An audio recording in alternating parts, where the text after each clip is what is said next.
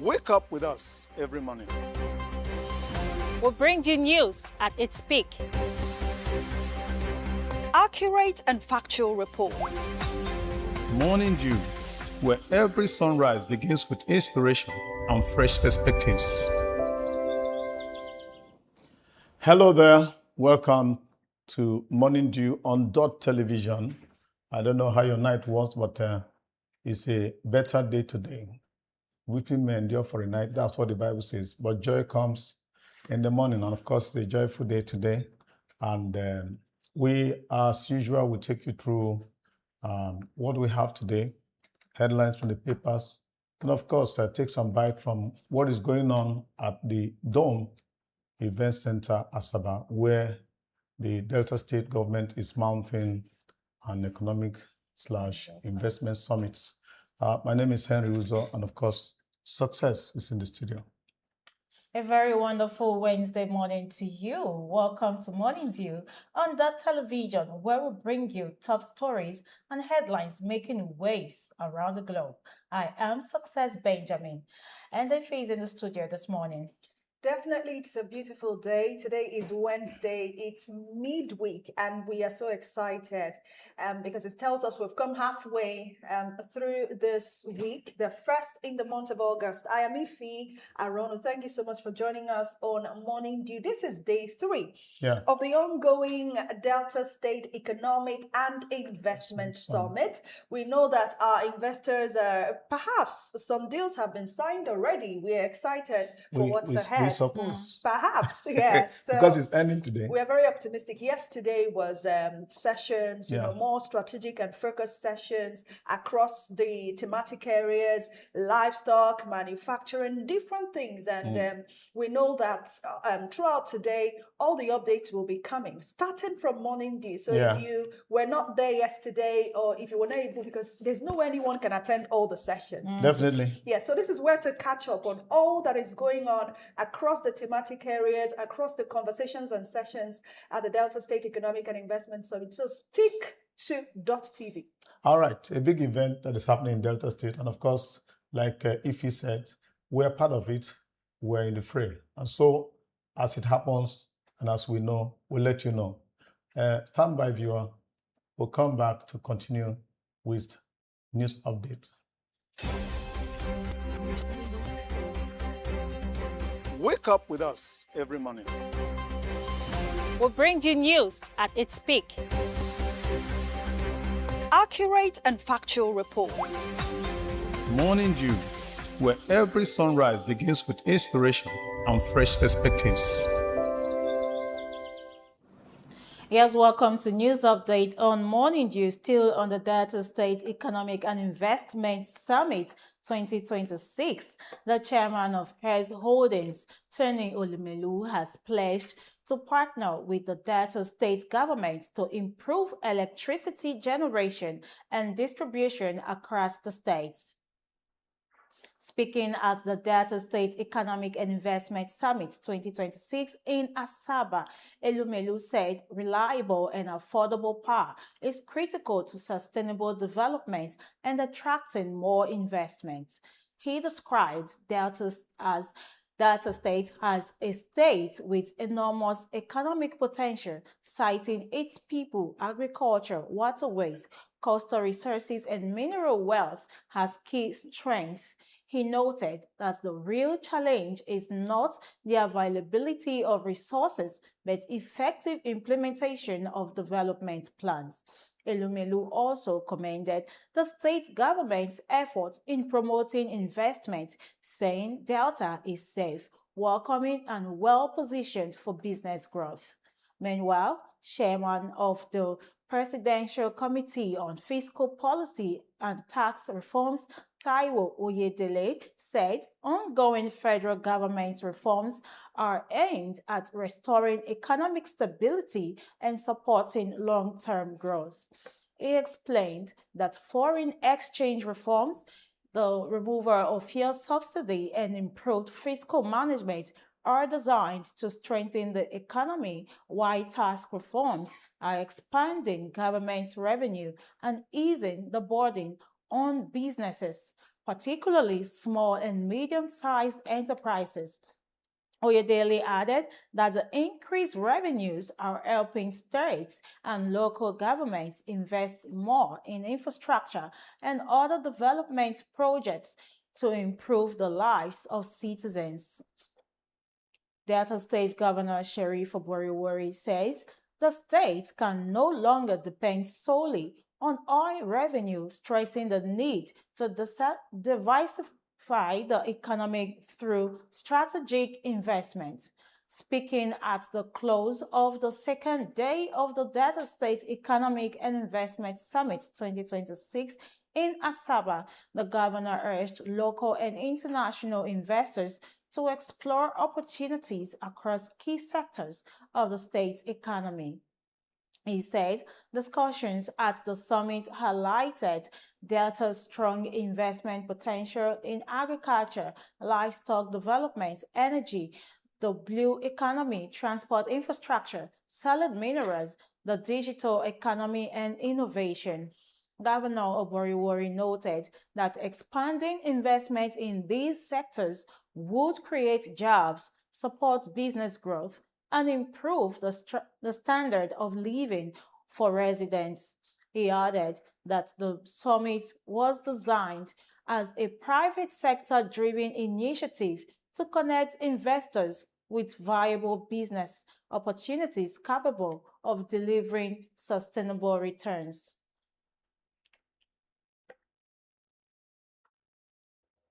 To visit my farm. It's an institution. Over 200 workers inside. Over 200 workers. This was dry. How many hectares? 100 acres. Over 100 acres. We produce 1,500 acres.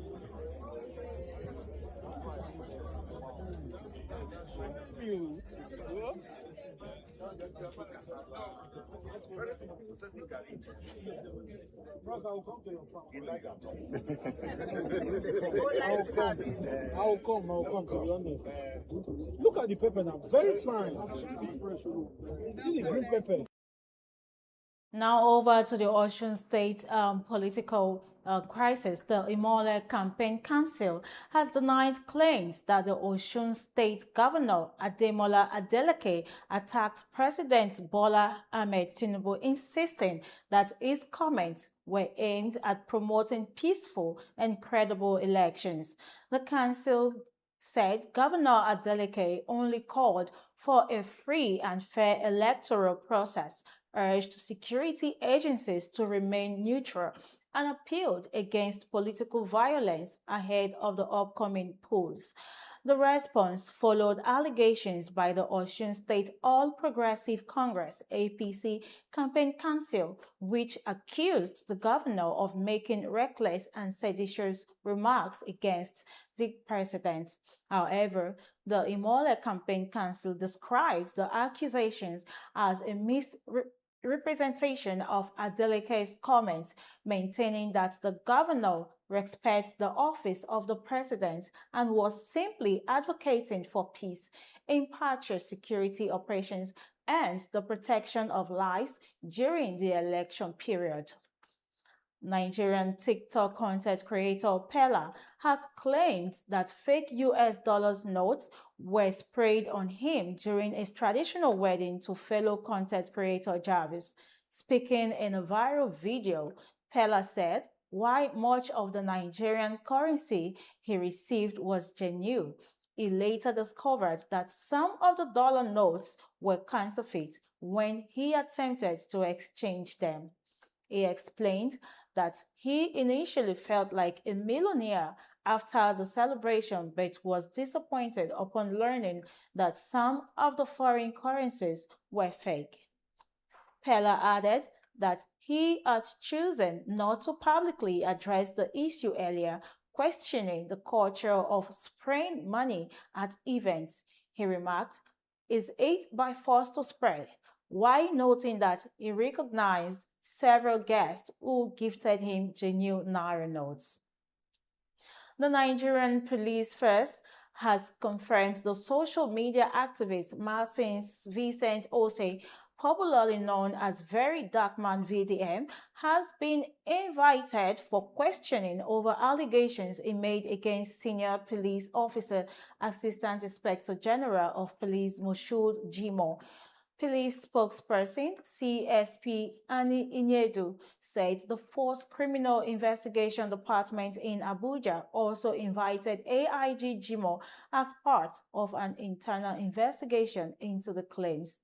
According to the police, Very Dark Man was asked to appear before the Force CID to provide evidence supporting the allegations he made publicly. The Force said the investigation reflects its commitment to accountability, stressing that no officer is above the law, regardless of rank. It, however, noted that the criminal case referenced by the activist is already before a competent court following legal advice from the Directorate of Public Prosecution, making the matter sub judice. The police urged the public to allow the court process to run its course and cautioned against attempts of influence the case through media campaigns. The Force also called on Very Dark Man to honor the invitation and cooperate with investigators, assuring Nigerians that any officer found guilty after investigation would face appropriate disciplinary action, while anyone found to have made false allegations could also face legal consequences. And that's it on News Update on Morning Dew. Stay with us when we return with much more insightful discussions. After this break, don't go away. Wake up with us every morning. We bring you news at its peak. Accurate and factual report. Morning Dew, where every sunrise begins with inspiration and fresh perspectives. The Delta Broadcast Media Organization, in conjunction with the Delta State Ministry of Information, presents the Delta Broadcast Media Conference 2.0. Theme: The Broadcast Media as a Democratic Catalyst, Shaping Public Trust and Electoral Credibility in 2027. Keynote speaker, Sheun Okimbaloye. Anchor, Politics Today on Channels Television. Guest speakers, Ayo Mairo Essay. Anchor, Arise News. Agatha Amata, CEO, Trend FM. Samuel Fejoku, veteran broadcaster and senior special assistant to the governor on protocol. Guest of honor, Honorable Charles Ehiedu Aniagu, Commissioner for Works, Rural Roads and Public Information. And Right Honorable Imomotimi Dennis Guo. Speaker, Delta State House of Assembly. Special guest of honor, His Excellency, Right Honorable Elder Sheriff F.O. Oborewori, the Executive Governor of Delta State. Convener, Media Personality, Ruki Onoro. Date, August 14, 2026. Time, 10 a.m. Venue, Unity Hall, Government House, Asaba. There'll be high-level networking, media interaction, capacity building, awards, and lots more. Register to attend on www.deltabroadcastmediaconference.org. For inquiries, call 0706 701 8400 0803 874 9265. Delta Broadcast Media Conference 2.0, powered by Delta State Government. Sponsors, Dominion Pearl Homes and One Niger app. Supported by NTA, DBS, Quest FM and TV, Warri Sentinel, Trend FM, Mega FM, Baramatu Voice, Oko FM, Crown FM, Sleek FM, Eku FM, Big Heart Radio, Cruise FM, Atlantic TV, Rise FM, and Dott TV.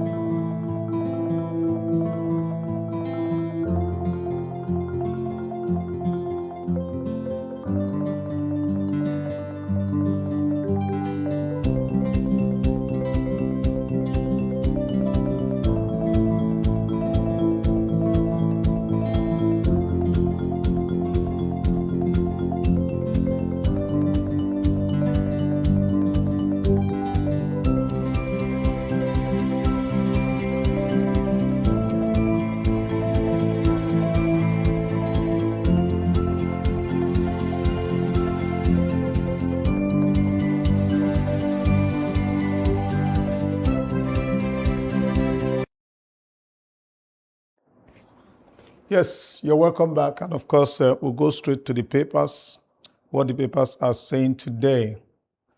And then, of course, we are starting with the Pointer newspaper. On the Pointer, we have a story that is still talking about the investment opportunities. The banner headline, Development Achievable via Collaboration with Private Sector Investors, says Oborewori. And of course, Tinubu approved salary increase for military personnel. And then we have debt registration below 20% in Nigeria. That's from the National Population Commission. Begins digital process nationwide. I think that's all we have in the Pointer. Now bringing us to Daily Trust. Many fear dead as gunmen attack Sokoto again. And that's all we have for Daily Trust. Let's move over now to the next paper on our lineup, and that is Nigerian Tribune. What's the topical story this morning? We have above the masthead a few of them. Tinubu approves salary increase for armed force personnel. Otedola targets controlling stake in First Holdco after investing 600 billion naira. Bad road in advertorial constructed under Oyetola's government, not a daily case. That's coming from Osun government. And of course, we see that we saw the advertorial yesterday on one of the front covers. And this one is now showing it's from the government side. We see lots of beautiful roads constructed by the government. Moving on to the next. The Guardian. All right, so bringing us to Guardian, we have 57 states, varsities, others in limbo over selective implementation.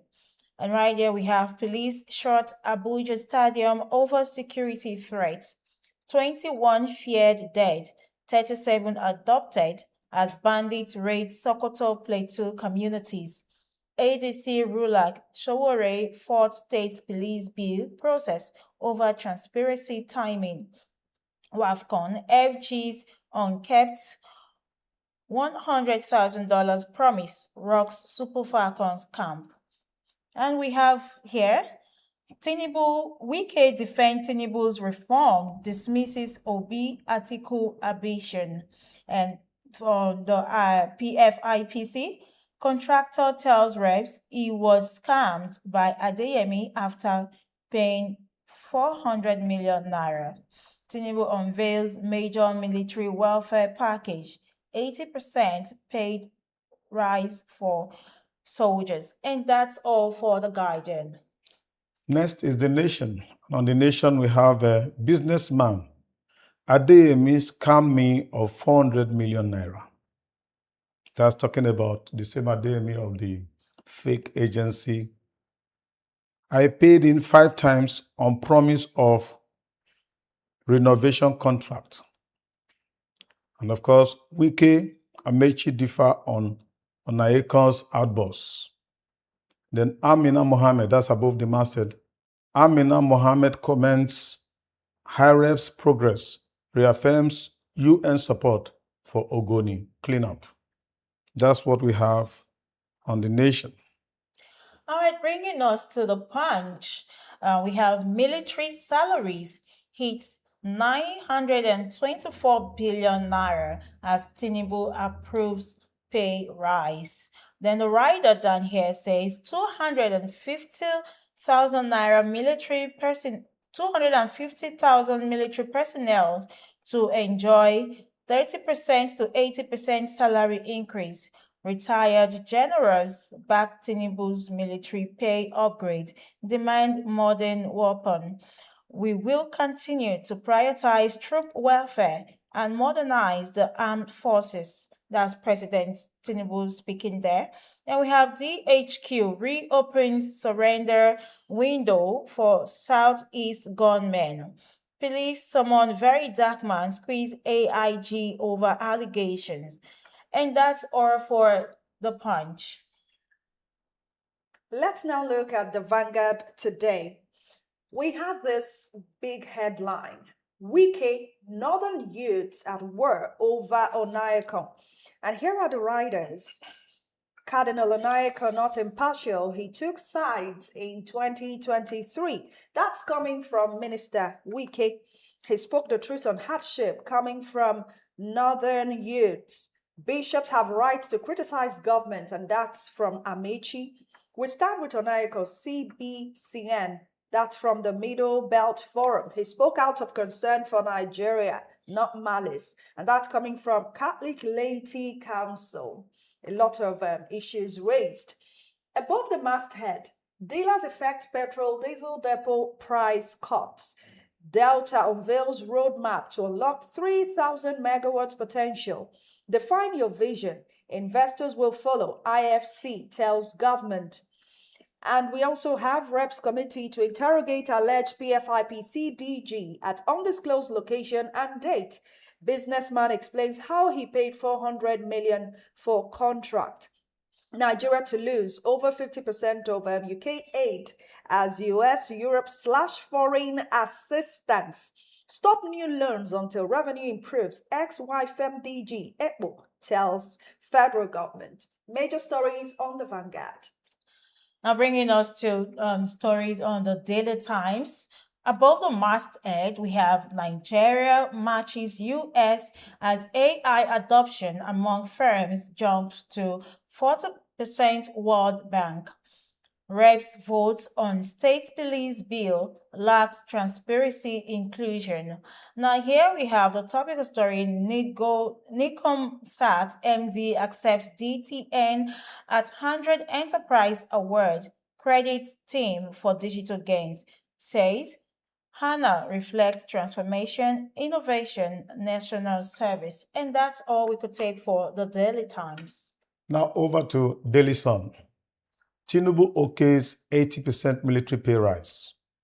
924 billion naira payroll starts September 1st. And of course, next CBN promotes alternative payment channels to deepen financial inclusion. The banner headline there is Anglican Primate backs Onayeka, claims politicians exploiting poverty, hunger to recruit youths for election violence. Cardinal spoke out of concern for Nigeria, not malice for Tinubu, Catholic laity. He spoke truth about Nigeria's hardship, insecurity, say Arewa youths. And of course, below, we have FG begins 90,000 kilometer fiber rollout, targets nationwide broadband access. Amechi has no electoral value in Rivers. Only Tinubu can win states in 2027, says Wike. And of course, court dismisses NDC suit seeking to void sections of Electoral Act. Finally, Otedola eyes 51% stake at First Holdco. That's all from the Daily Sun.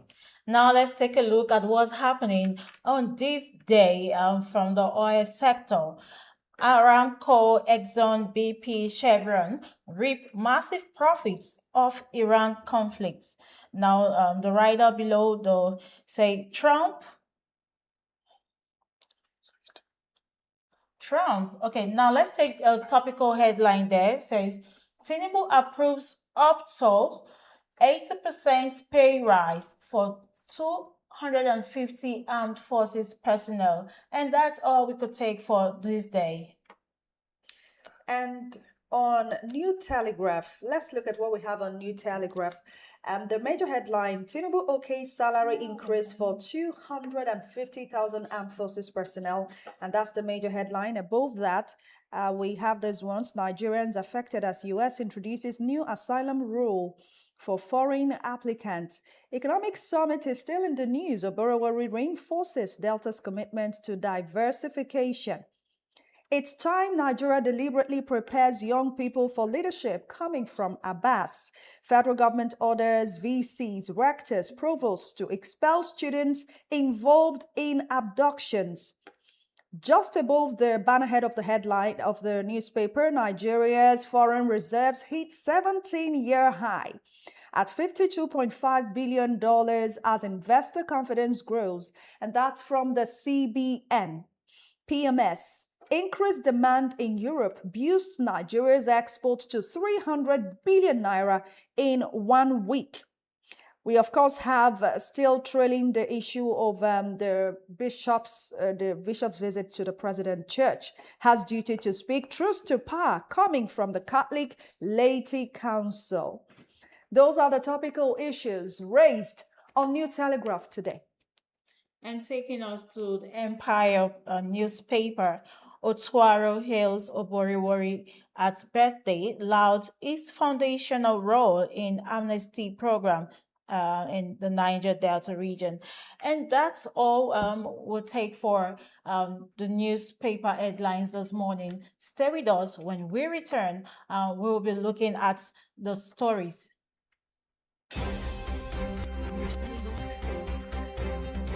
Wake up with us every morning. We'll bring you news at its peak. Accurate and factual report. Morning Dew, where every sunrise begins with inspiration and fresh perspectives. The Delta Broadcast Media Organization, in conjunction with the Delta State Ministry of Information, presents the Delta Broadcast Media Conference 2.0. Theme: The Broadcast Media as a Democratic Catalyst, Shaping Public Trust and Electoral Credibility in 2027. Keynote speaker, Sheun Okimbaloye. Anchor, Politics Today on Channels Television. Guest speakers, Ayo Mairo Essay. Anchor, Arise News. Agatha Amata, CEO, Trend FM. Samuel Fejoku, veteran broadcaster and senior special assistant to the governor on protocol. Guest of honor, Honorable Charles Ehiedu Aneagu, Commissioner for Works, Rural Roads and Public Information, and Right Honorable Imomotimi Dennis Guo. Speaker, Delta State House of Assembly.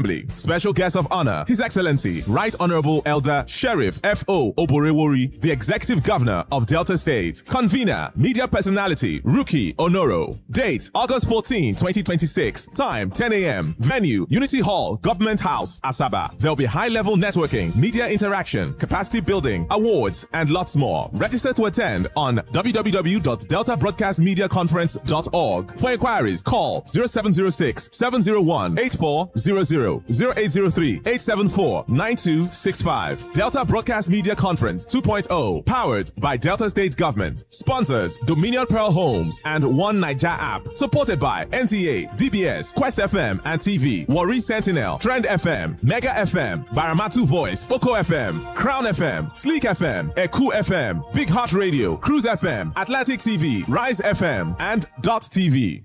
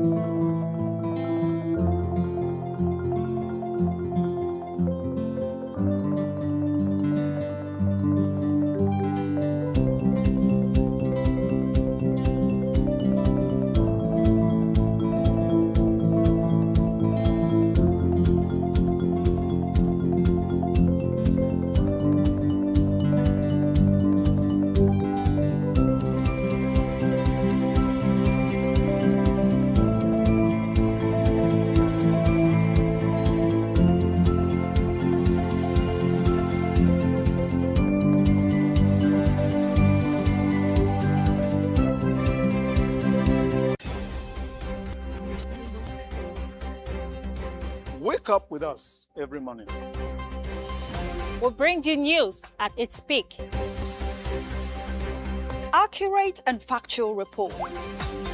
Morning Dew, where every sunrise begins with inspiration and fresh perspectives. Yes, welcome back. Of course, we read out a flurry of headlines from the papers, and we have a duty to look at them, analyze them, and of course, Godfrey Obaka is already in the studio. You're welcome today. Yeah, thank you very much. It's good to be joining you this morning. Happy to see How are you. you doing? I'm doing okay. Have Good you to see been you, Mr. have you been Obaka. part of the summit? And what has been your contribution to the summit? Oh, well, That's the event happening in Delta State. yes. And we are all And involved. today is the It's- grand finale. Yeah, it's been interesting having to see Delta host a successful summit. Yeah. Summit going to be over today. We now want to move from talk to implementation. Okay. Diversification of the economy. So that Delta, it's not today we started hearing of Delta beyond oil. Yeah.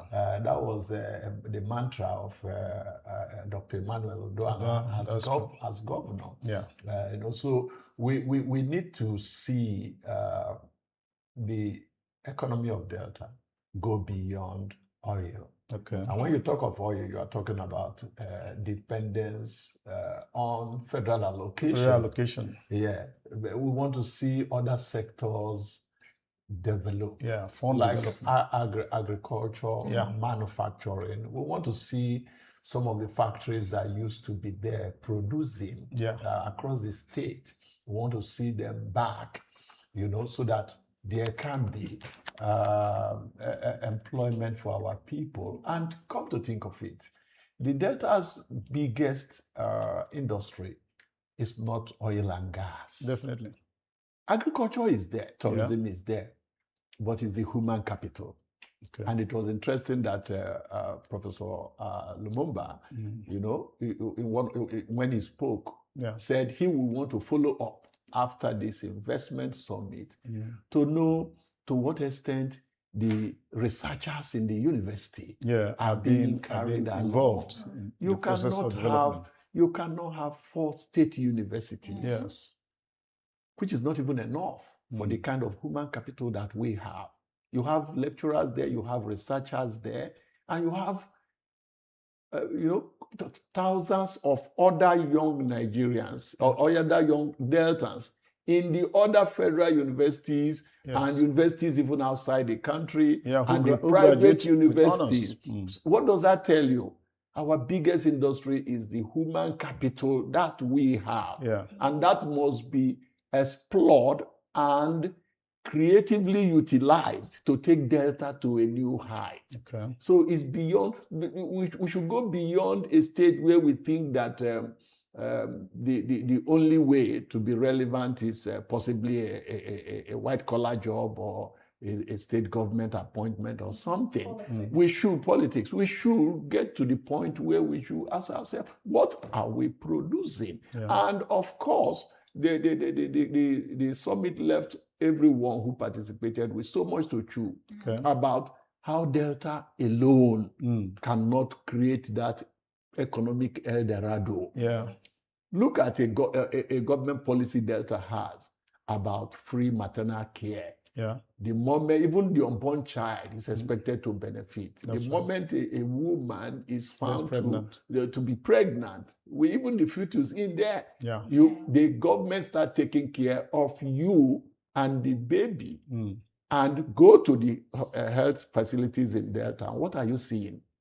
From the neighboring Anambra State, from Edo State to Agbo Aziz, you see that there is so much pressure on the health facilities. Yeah. So there is the need for collaboration. Okay. What one of the keynote speakers called contamination. There is the need for a regional hub. Okay. So that at the end of the day, you talk about the 6 geopolitical zones in the country. Then we have a south-south. We are close to the southeast and southwest. Yeah. Incidentally, Delta is strategically located. So we should be able to take it from a vision of, a vision outlook or outlay of Delta to that of south-south, southeast, southwest, and be able to see how we can create middle belt. Yes, middle belt, and how we can create a compelling investment destination called Nigeria, so that at the end of the day,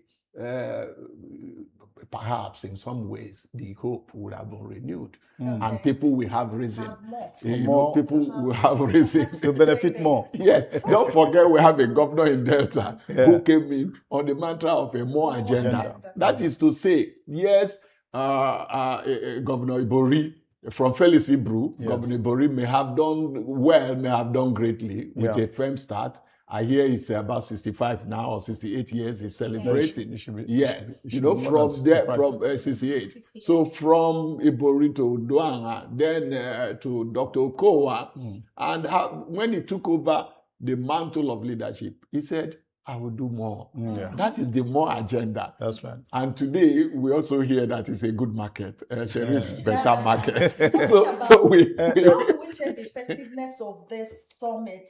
How do you think that the government, or do you foresee that they may have planned a timeline to say that by this time this should happen, so that in the end we have a template to check the effectiveness of this summit? No, any planning that is not backed up with a credible, Time frame. achievable timeline, Yeah. is not planning then. Okay. So that's why, as at yesterday, honestly speaking, I was sending a message to somebody who is my friend, the Commissioner for Economic Planning, Budget and Economic Planning.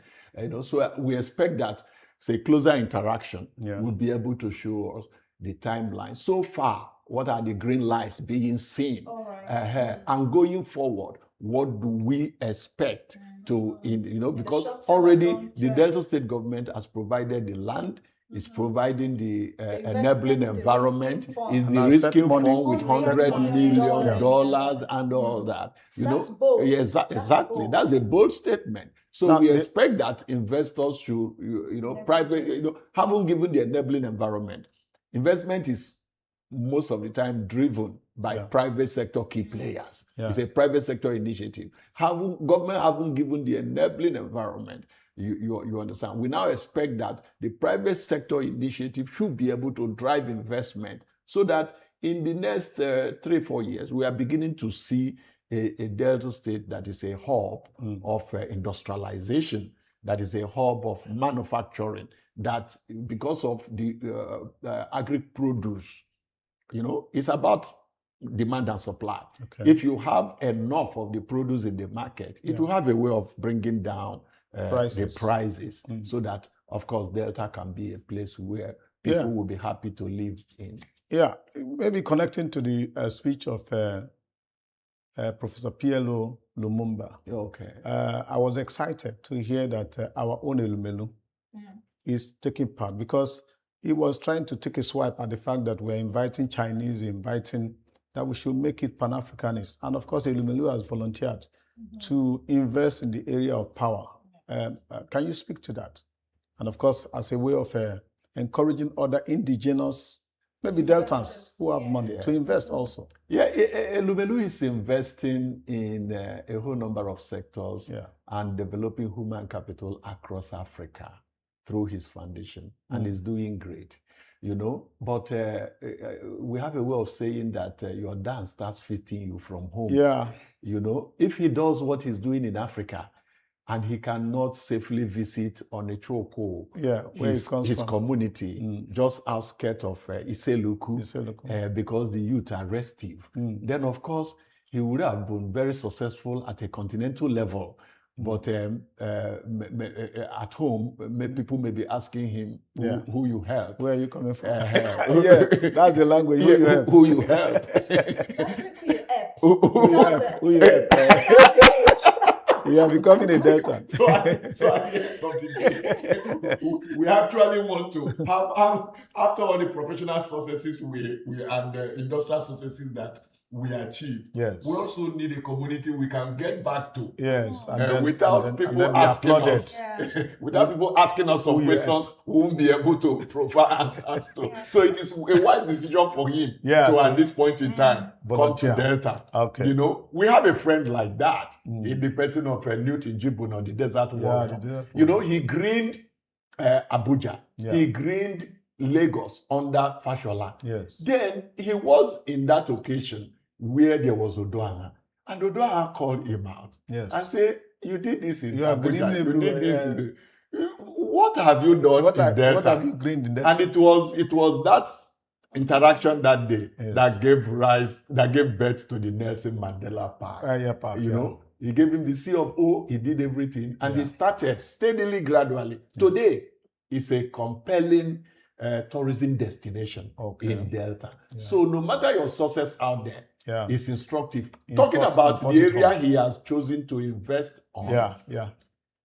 One of the headlines also have it that Nigeria has set 2027 as a deadline to, Power for Health Initiative, they call it. Okay. Power for Health Initiative. That at least 30% of the health facilities in Nigeria should be able to have 24-hour power supply. Okay. You know, considering that one of the causes of death and why some of our doctors who want to have professional satisfaction leave this country is because the critical areas, emergency unit, the theaters, midway into your attempt to save life, you see that the light goes off. So if we are beginning to, Aso Rock, what has it taught Nigeria? Aso Rock has isolated itself, gone off the national grid. You understand? So we should also begin to, Abia is doing something in that dimension. The Delta State government is doing something in that dimension. If we can also see how we can isolate the health sector and treat it, then at the end of the day, the weight or the weight on the national grid can be reduced so that we can have more power generated so that our industries can work, so that we can create jobs and the economy can be stabilized. Okay, following one of the governor's speech, he said the summit was designed as a private sector driven initiative, believing that yes, private sectors drive more or strive more with economic growth, bring more economic growth, and following is mandates for the smart agenda. Don't you think the governor has the more agenda? Sorry, don't you think the governor is really deliberate with this economic growth drive and coming up with a summit that it means every bit of it? Yeah, that's about what we have just talked about.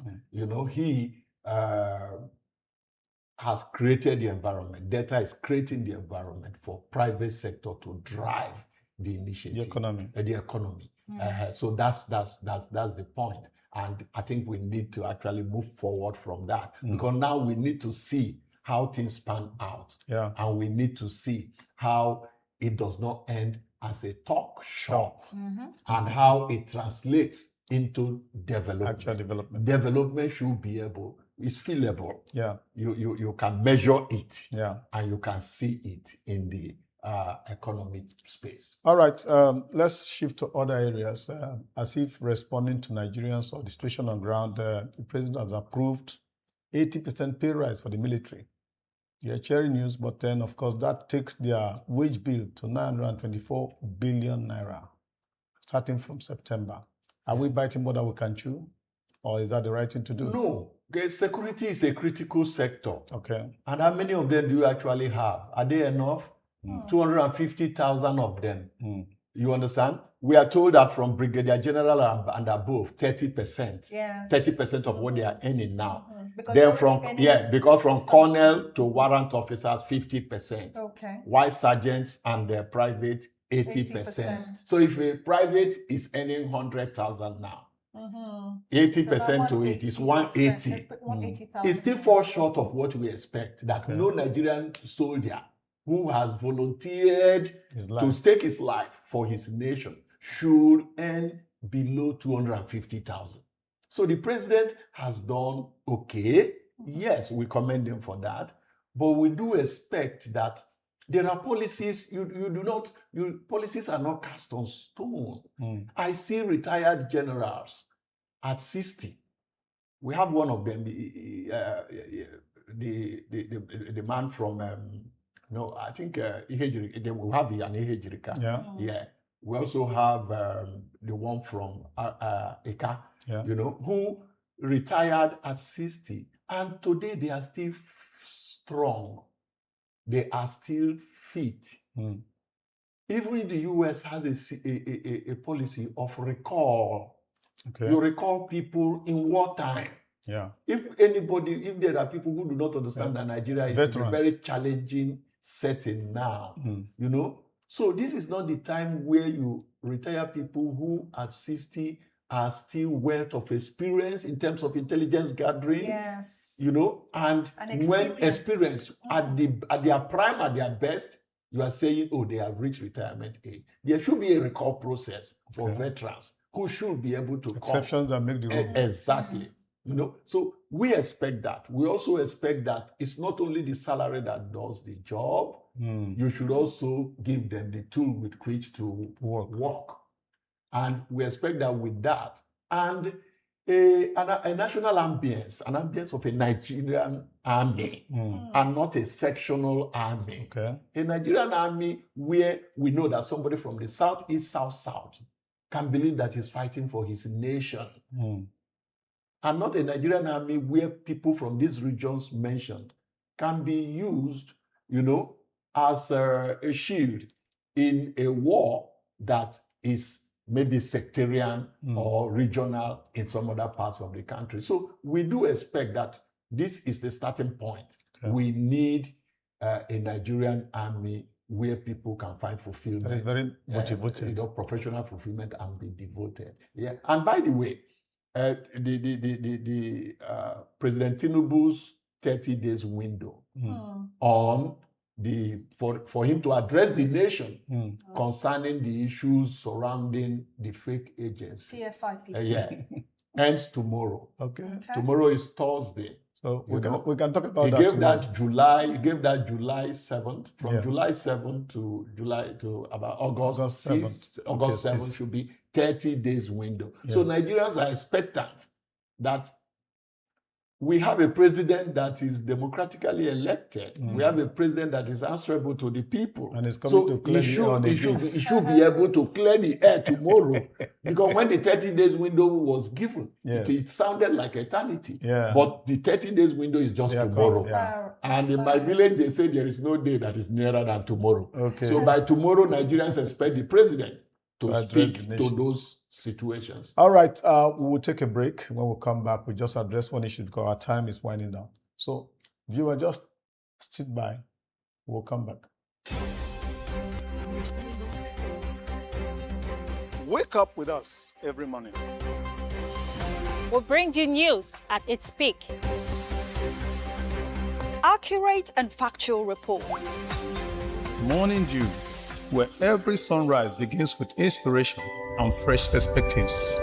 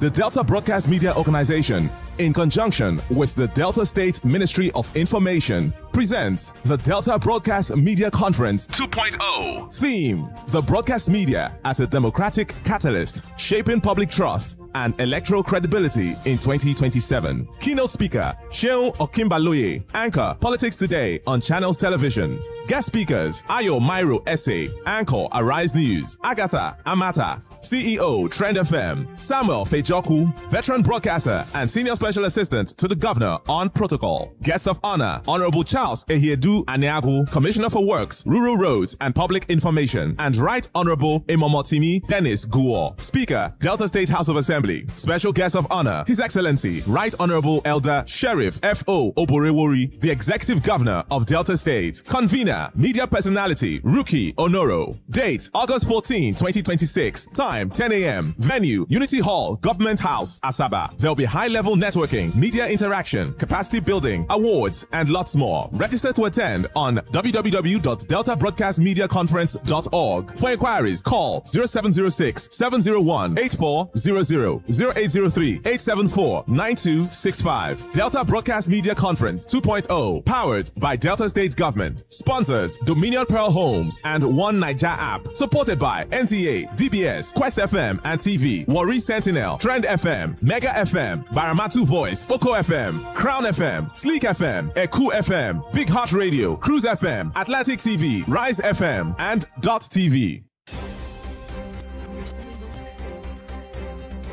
Wake up with us every morning. We bring you news at its peak.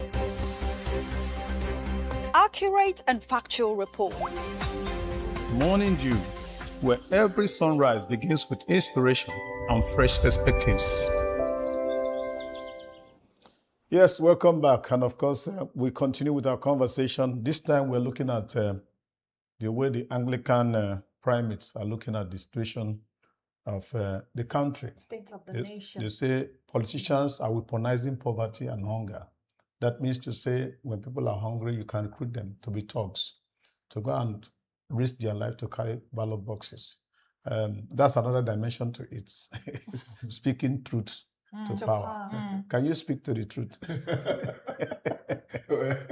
Henry, prophets don't speak all the time. Yes. They don't even come out all the time. That's right. But when they do, Yeah. The ripples last It's for said a lot. for a long time.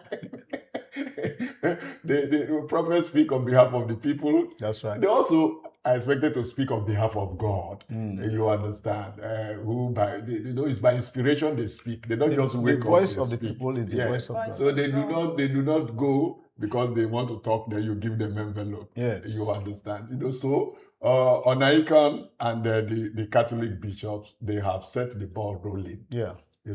And the last thing he said is that we have done speaking.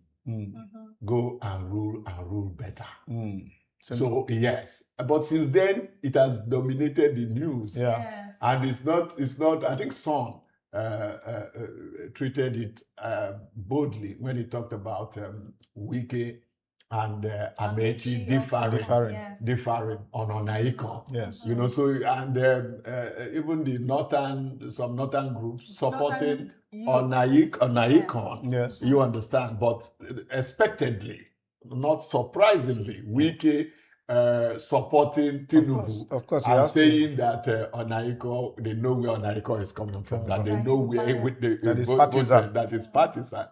So I think following on the hip of that, August has to do with a number of conferences, both women conferences and Christian conferences. This man. Conferences. You are an August meeting. You have issue with August meeting. Don't forget So we are in August. So the Anglican primate has also. that's the synod. That's where we are. That's the synod. That's where we are.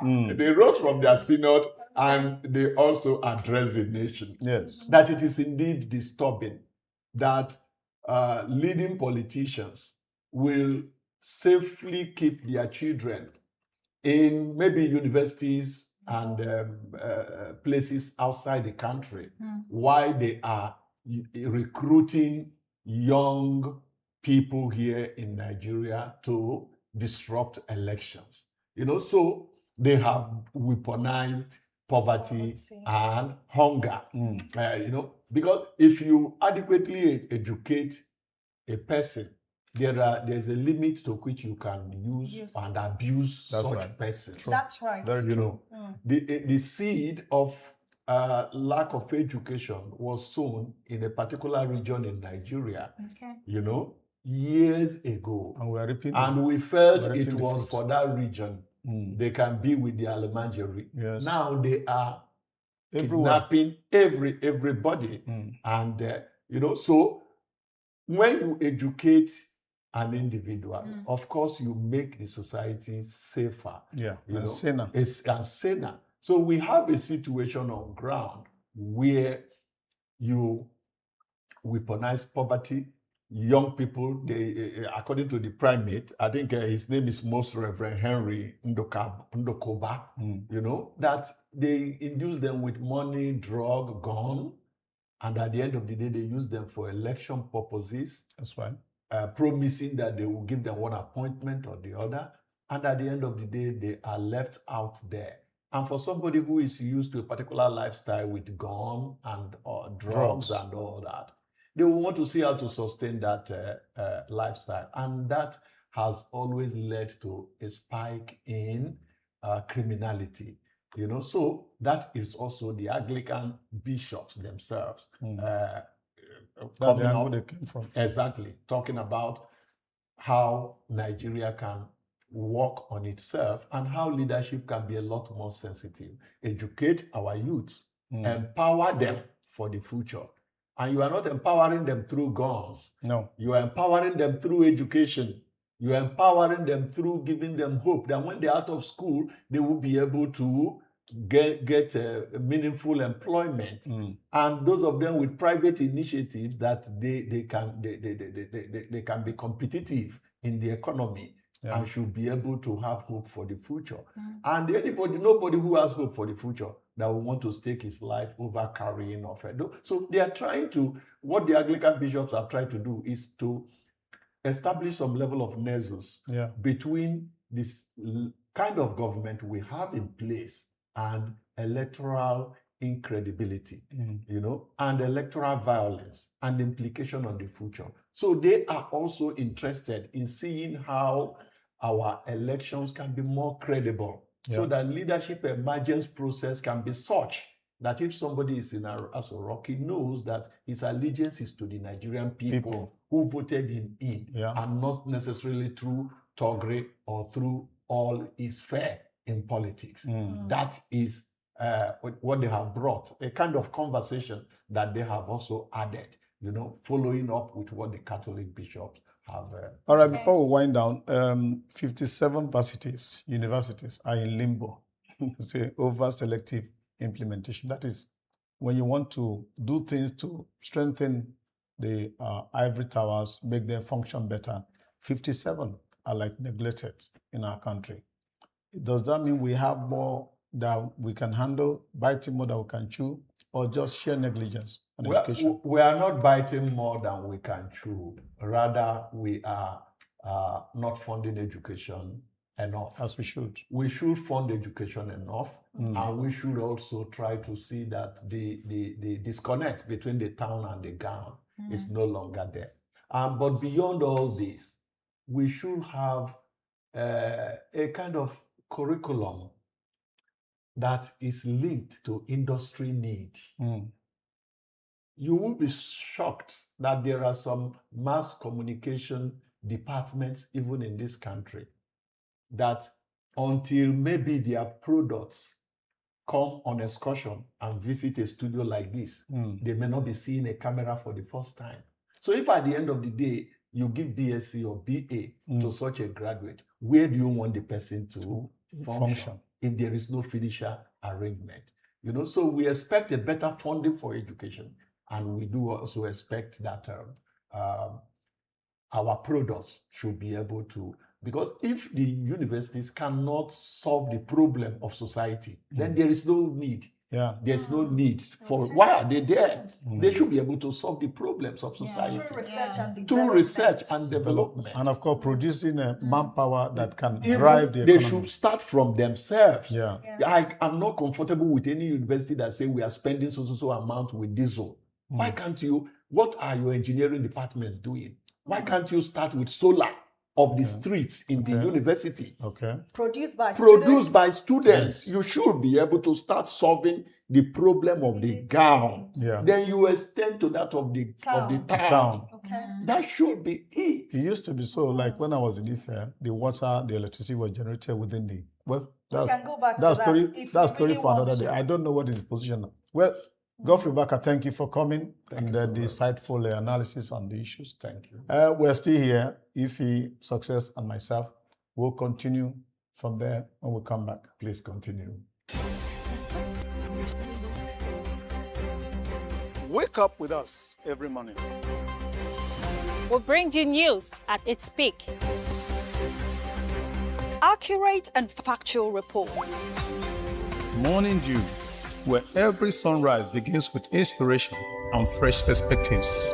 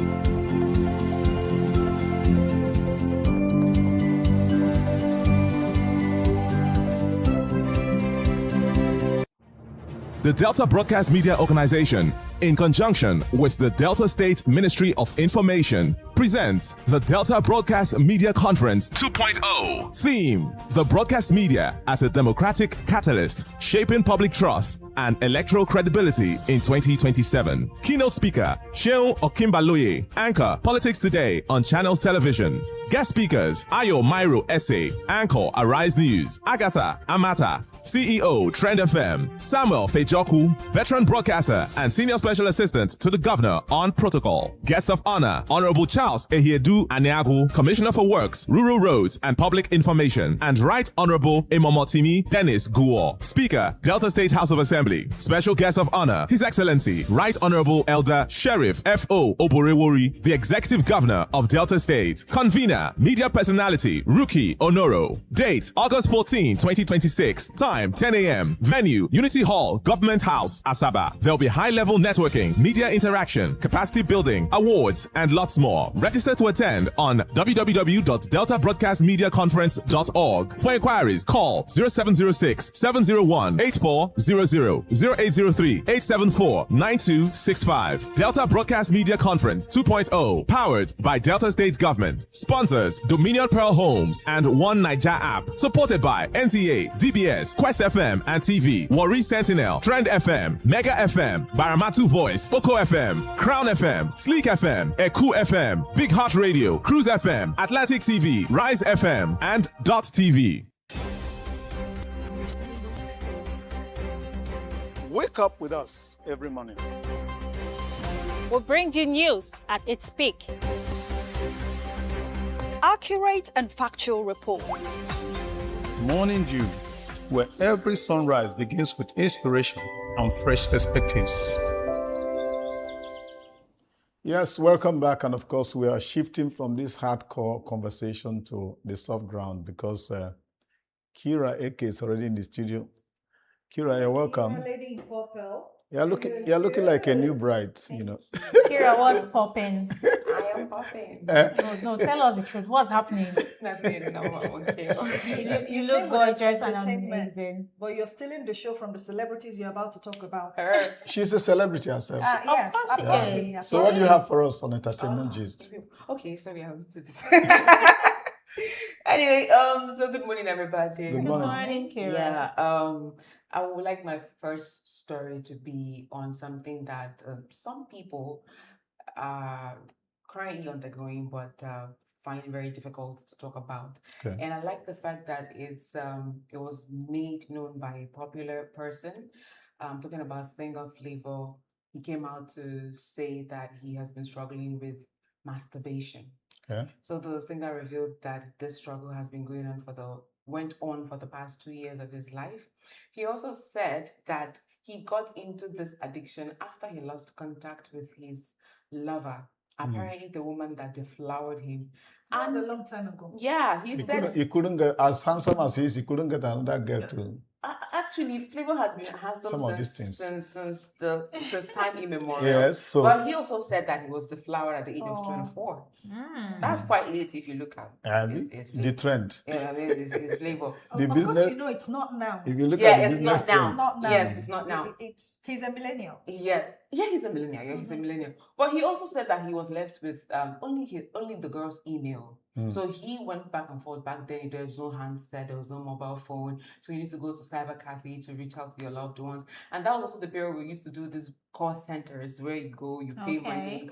If you make a call of 2 minutes, there's an amount charged for that. Yeah. So, but he didn't have the girl's number, just the email. So he now resorted to using cyber cafe to send her emails, multiple emails.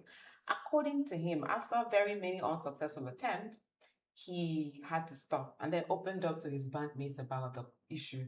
Now, this is where it comes in. So be very careful of the friends you keep. Yeah, peer group. His bandmates now introduced him to something called Makopo. I don't know what that means. Makopo means it's a softcore porn. Okay. And he said that was when his addiction started. Went on for 2 years. Opened up to another older bandmate after 2 years that this is what he's struggling. He said every day for that 2 years, he goes at least 3 to 4 times on this particular addiction. And you know, as a man, once you release more than twice, there's nothing again inside of you to do. So, but he did, according to him, every day, he sees himself going for 4 times. Then, until he had to open up to his mother's pastor, who now gave him spiritual counseling, gave him some, prayer points to make. He did, backslided, and then tried again. There's a clip of him saying this. I would like us to watch it. It's quite long, but I just shortened it a bit. Okay. All right. That's the ancient man. The king came with very He has so many one child. Okay, Papa. Hey!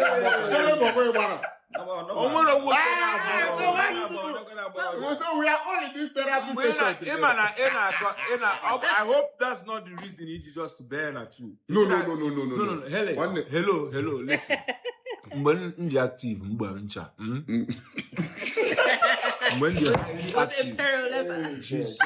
She's asking, was he imperial leather? No, see, and when I know what this is, Someone said palm oil. God forbid. Palm oil. Nah. When when they're active. So after I got this virgin, At the age of 25. 24, 24, sorry. 24. God damn. the girl who this virgin no more, I began to look for her. That's the ancient man. That clip was him confessing to that particular addiction. And I like that he had the courage to say this because, this is Flavor. Yeah. And maybe some people will say he has something to lose. Some other people will still say he has absolutely nothing to lose. But he came to say this just to help people that are undergoing addiction. Yeah. Addiction is one thing that the next person, someone sitting close to you may be suffering it, but you wouldn't know. Yeah. Somebody that is even very close to a family member may be undergoing it, but you wouldn't know. So he came from the angle that this, if he Flavor could supersede this or suppress this, prevail over this travail. You too can do it. Yeah. And I love his courage. No. That was courageous. That's Very. Back while that sound was going on, we're talking about it. That for me, that's courageous because this is something most people are going through. Many people. Through, both male and female, both spiritual persons, and because we counsel people. A lot of people go through this thing, and many people don't want to talk about it. Yes. So for him to come talk about it after many years that he has overcome, I think he's preaching. Kira, I'm curious to know, did Flavor get to the point, you watched the full clip, of recommending to persons who are going through this situation or that condition, or travail as you called it, how they can come through? Yes, I was about to ask our bishop because he said prayers helped him. Being spiritual helped him. Yeah. He talks about God all the time, Flavor, not even for this clip. You would watch his type of music videos and you say, this guy doesn't know God. But it's not for you to say or judge who knows God. You're not God. God didn't send you on that errand. But he said that, according to answer your question, he said prayers helped him a lot. Yeah. And he also had to beg the pastor not to open up to his mother about his addiction because, African mothers will take everything out of proportion. They will even take an action that will just make you way regret worse. why you. Yes. Anyway, And also lose trust on the pastor as well. you mean the Like, Flavor? in case the pastor opens up yes, to his mother, yes, and yes, that will true. make him lose trust. Yes. That's an issue of And counseling. also box him from telling someone else. Yeah. Yes. I understand. Away from the addiction, now back to JP 2026. That's Javi's Still out there. trending. Oh my goodness, these two people. But it's not. They are not the. It's not the wording that is trending. Maybe after effect The of post-event vibe. So this one is from the man that, if you remember, if you recall, I talked about a man that gave them a 400 million naira mansion in Abuja. Yeah, the man came out. His name is, he's a business mogul, according to him, into real estate. Came out to say that King Ochacho, that's his name, that 400 million is like 400 naira to him and his kids. Oh my. That's why people say money in this country. No, that's the irony about Nigeria because you see, this money we are talking about, that's why everybody is fighting hard to. And most of them get this money from public fund. They just stash it away for themselves. And we now that they have maligned, we are the ones praising, clapping for them, applauding them. I have this personal belief that for Nigeria to still be running up till this moment after years and years and years of looting, we are definitely rich. We're definitely rich. We are wealthy as a country. Distribution has not happened. But most of the time, when a country is very rich, the people are poor. I agree. Anyway, King Ochacho said that he would pay 100,000 naira to 30 persons that would play or listen or vibe to the song of his son. Apparently, his son, King Ice King, he's 13 years old though. He's a young underage artist. He also said he's going to pay school fees for people in support or in commemoration to the son's 13th birthday coming up. Okay, it's safe to say he's 12 years old because his birthday is still next. Yeah, so 12 years old. Yeah. Are we seeing another Babolo in the building? You know, the last time I came here, I talked about JP. I said some people, if not most people that went for that wedding, went for their own content. Of course. Way before now, with all his millions and billions, we didn't know who King Ochacha was. And he understood marketability and entertainment. So he now went to make the promise, which he is looking forward to, giving, because he made that promise in a congregation of people. Of course. Yes, so made a promise of giving the couple a 400 million naira mansion in the heart of Abuja. So I think he did that just to get the virality that he was looking for, just for his son. So I applaud him because he understands the business of entertainment. That is entertainment for you. Draw attention to yourself, just like my friend Gigi. And then make your money or make your move or make your social status, whatever it is that you want to get out of it, from it. Now, still on JP 2026, Shehu Kuti, there was a viral clip of Shehu Kuti, the last born of the legend Femi Kuti, where he was leaving the JP wedding, and really, according to people, and he was overheard saying, "We are at the wrong event." Wonderful. So bloggers picked that up and said that it was because the MC said that Wizkid is bigger than Femi Kuti. So before the whole wedding, he already had a fight with Wizkid because he said that Wizkid is trying to show that he is bigger than the king of Afrobeat himself, which is Femi, right? Fela Nicola Fela, yes, his father. The His father yes, of his late father. Afrobeat. Yes, the father of Afrobeat. So they had that whole online dragging and controversy. So they now picked it up and said that is the reason why he left the event angrily, because the MC said that. Meanwhile, Shehu now came out to debunk it and said that no, that he had an event at the Shrine.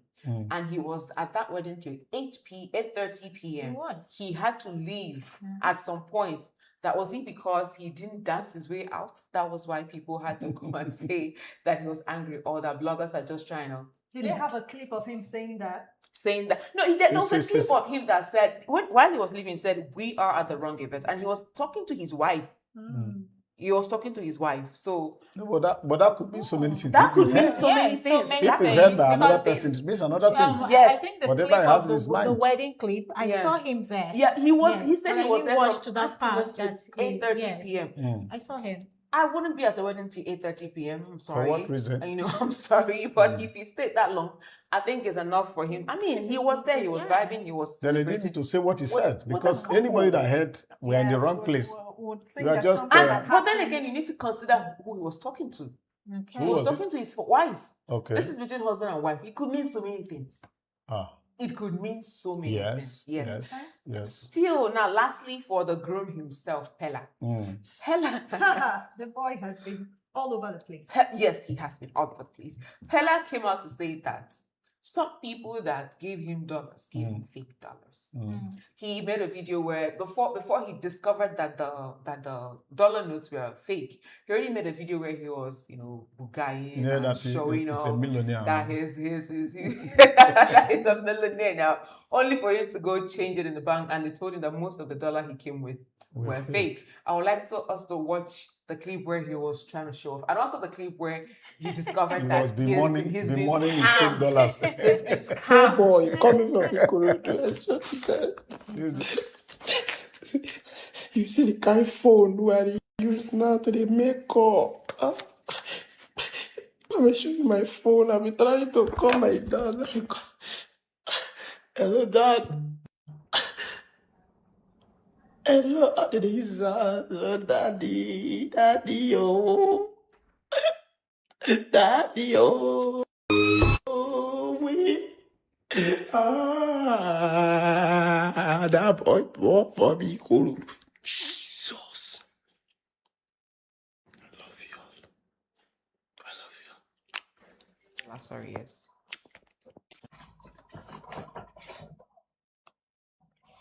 Yeah. I go bank. But the Nigeria money was true, yeah. I see a lot of people give you Nigeria currency. Yes, they give me Nigeria currency. Yes, that is good. People that give me real money, I know them if I see them. I know them when they come. I see they give me real. I see. One man comes with a bag. Yes, that is real money. That is real. He's a big man. He's a big guy. Yes. They give me fake. Me, I got home. I said millionaire. I used the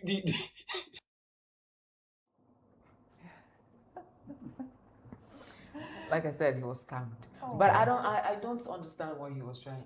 This shouldn't come as a surprise to him. You made a content wedding. People are going to come to try and show off. Yes. Yeah. Now that the dollar has mixed with each other, you don't know who came. What? That's true. And then Truth is, that's a sign that it was a big party, because Yes. according to my people, when you do a big party and you don't see half of the rice on the floor wasted, then it's not a big It's not- party. it's not big Yes, the ones wasted are the sign that by the time you are packing the Yes. rice, clearing everywhere, stained. Meanwhile, some people left there without eating. and some Then people you know still it was say a they great didn't party. eat.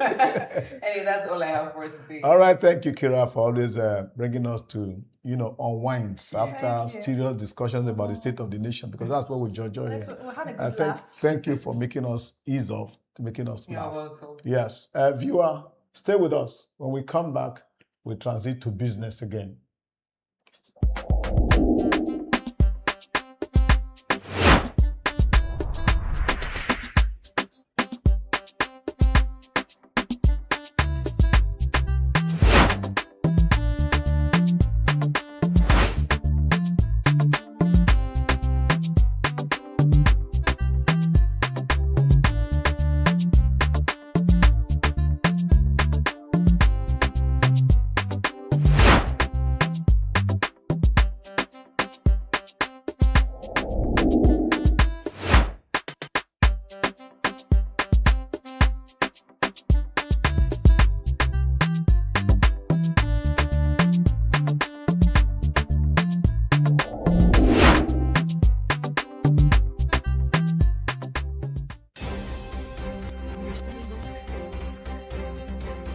Wake up with us every morning. We'll bring you news at its peak. Accurate and factual report.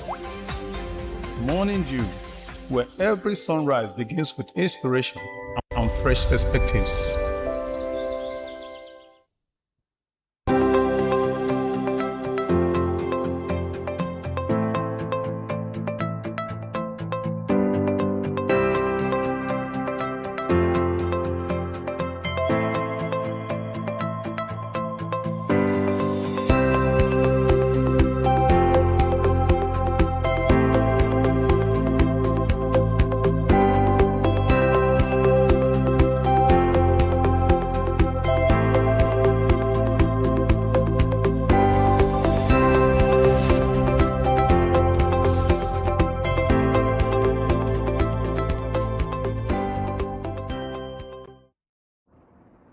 Yes, welcome back. And of course, from the clip you saw, we mean business now. And we're going to business update.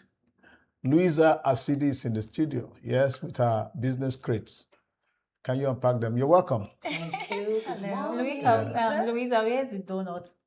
Mr. Henry is waiting to buy. No, she hid it behind. She didn't want to sell for you today. She hid it behind. How are you today? I'm very good. Okay, so take us through it. Okay, no problem. Let's start close to home and with our schools. There's a fresh conversation this morning about who actually uses them. A report states that even as public schools struggle with crumbling buildings and crowded classrooms, many of the officials meant to fix them are sending their own children to study abroad. And lately, several have publicly celebrated their kids graduating from universities overseas. Now, no parent should be faulted for wanting the best for their child. That's part of human nature. But when the people in charge of a system are opting out of it, it raises a fair question. Do they believe it can be fixed? Analysts say the problem isn't a lack of money. Rather, it's a lack of willingness. Well, some say the fix is simple. If officials had to use the same schools and hospitals as the rest of us, they would fix them a lot faster. Now to something every single one of us feels: power. The federal government is once again betting big on what it's calling a super grid, a major new network to finally move electricity from where it's made to where we need it. Nigeria can generate roughly 13 gigawatts on paper, but the aging grid can only carry about a third of that to our homes and factories. Now, that's the gap behind the darkness, and it's why so many of us are running on generators, burning diesel and money. So the plan sounds right, but the problem is the funding. Nearly 10 months ago, the government floated a $2 billion loan from China to build it. Since then, it's been silenced all through. New minister, same idea, no clear funding. And critics make a strong point. We've had the design for this supergrid for over a decade. What's been missing isn't the blueprint. Instead, it's the will and the cash. For you and me, the takeaway is basically this: a sturdier grid is possible, but this morning, it's still a promise. And finally, let's look ahead to the jobs of the future.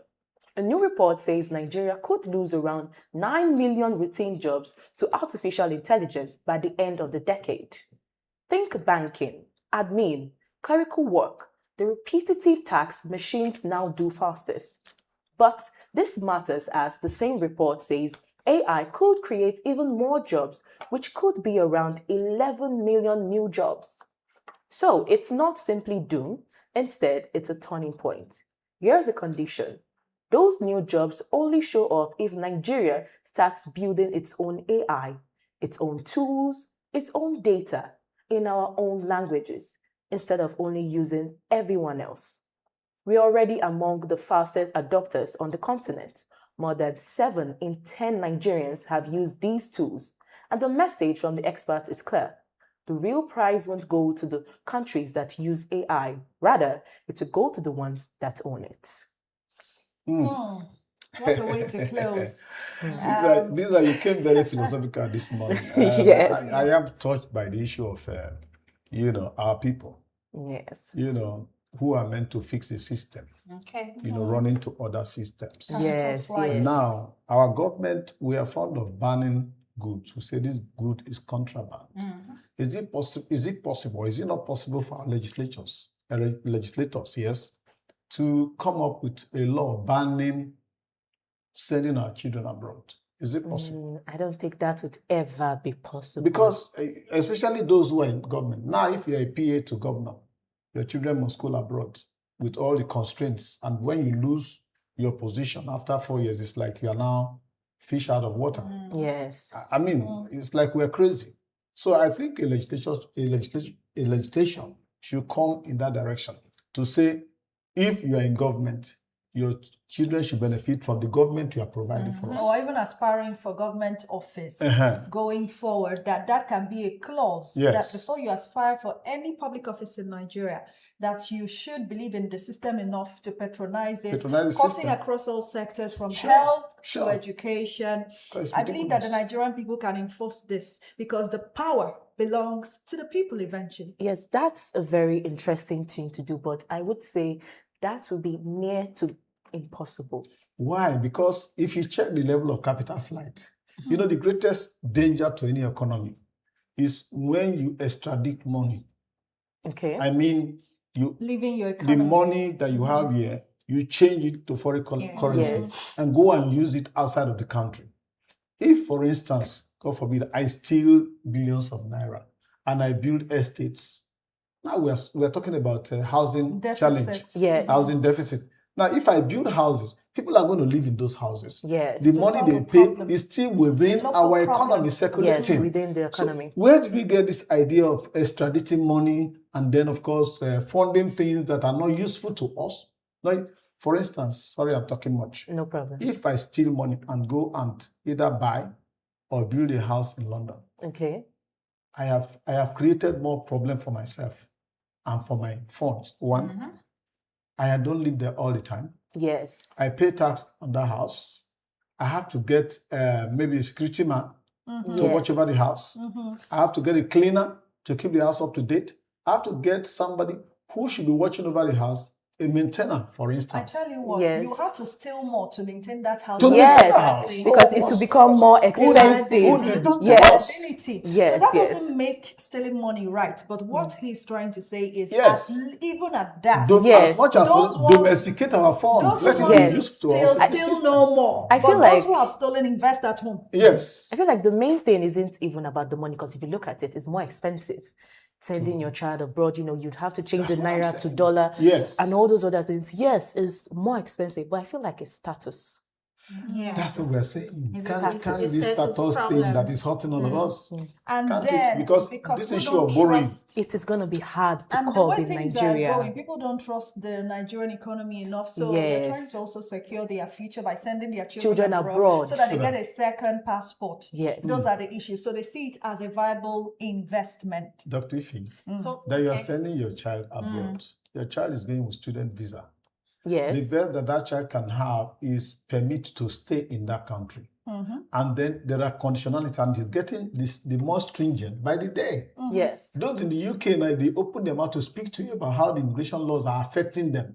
You'll be surprised. But many more Nigerians are preparing to go to the UK. Of course. Yes. So, there are some countries, if you go as a student, they give you some hours to work. And then again, if you look at the economy, our Nigerian economy, it's not as good as others abroad. It's not as stable. So that is one of the main reasons why you see parents wanting to take their children abroad. Let me secure their future in a better way. Yeah, and also, of course, the quality of life, because in some of these countries, you find that things like healthcare, just natural, it's more accessible there than here. Those of us who are here, we're not healthy. Well, thank you, Lisa, for coming. Yes. I am particularly touched by your stories today. Yeah, the AI one. They are very business-like and very, very key to our lives going forward as a nation. Yeah, the AI story. Is AI about to take our jobs? You need to tell us. No. But that's what she said, that AI is creating instead. It depends on how you approach it. It's creating more jobs. So you're going to have more employment opportunities. But you have to develop, you have to domesticate the AI. AI in Nigeria. You need to own AI. Yes, That's in the Nigeria. That's reality. it. Yes. The All right. possibility of Nigeria So much on AI business is with very Riza much Asidi. Thank you important. for coming. Yes. Of course, we're going to continue with Morning Dew, but of course, we will not lose sight of the fact that a major event is going on in Asaba at the Dome Event Center. It started the day before yesterday, and of course, it's closing today. But the keynote addresses that were presented, even the welcome address by the governor, they are very informative. They create a whole lot of room for reasoning, room for development and all that, challenge to all of us. And we thought on Morning Dew that we should bring those speeches to us, so that we can chew them. Even those who were there, I'm sure they did not hear much of what they will hear if they watch the clip. Just sit by and watch it. Welcome back once again to the Dome Event Center, the venue for the Delta Economic and Investment Summit. As you can see behind me, the event is fully packed. The governor, Sheriff Oboreworu, is seated. One of the guest speakers, Dr. Konjiwala, just walked in, but also have Patrick Lumumba also seated. And also, if you look over there, you see some investors from China and Brazil who are seated and are going to be part of this program. And we are seeing how well they can be able to harness those various resources that the Delta State government is showcasing today. Like I said earlier, the sectors are cutting across the blue economy, the marine, aquaculture, livestock, oil and mining, hospitality, and also real estate. So indeed, there's a lot to be talked about on this program this morning, and we are watching to see if after this investment summit, these investors are going to keep to their investment and not just going to say hearsay. I am Priscilla Ifani, and I will bring you the details. Don't touch the dial. Keep watching Dott Television.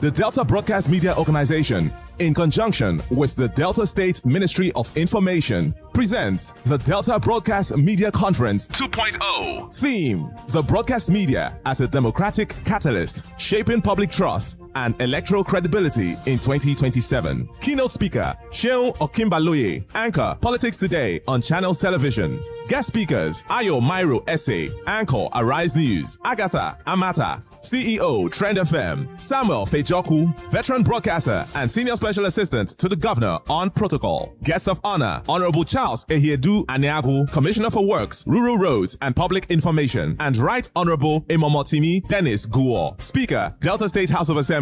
Special guest of honor, His Excellency, Right Honorable Elder Sheriff F.O. Oborewori, the Executive Governor of Delta State. Convener, Media Personality, Ruki Onoro. Date, August 14, 2026. Time, Time 10 a.m. Venue Unity Hall, Government House, Asaba. There'll be high-level networking, media interaction, capacity building, awards, and lots more. Register to attend on www.deltabroadcastmediaconference.org. For inquiries, call 0706 701 8400 0803 874 9265. Delta Broadcast Media Conference 2.0, powered by Delta State Government. Sponsors Dominion Pearl Homes and One Niger app. Supported by NTA, DBS, Quest FM and TV, Warri Sentinel, Trend FM, Mega FM, Baramatu Voice, Oko FM, Crown FM, Sleek FM, Eku FM, Big Heart Radio, Cruise FM, Atlantic TV, Rise FM, and Dott TV. Come back once again to the Dome.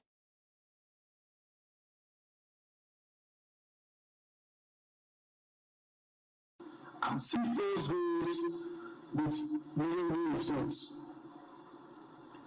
It is therefore my honor and pleasure to welcome you all to this Economic and Investment Summit, convened as part of my administration's strategic imperatives for building a robust economy that is adaptable to the physical, social, and technological changes of the 21st century.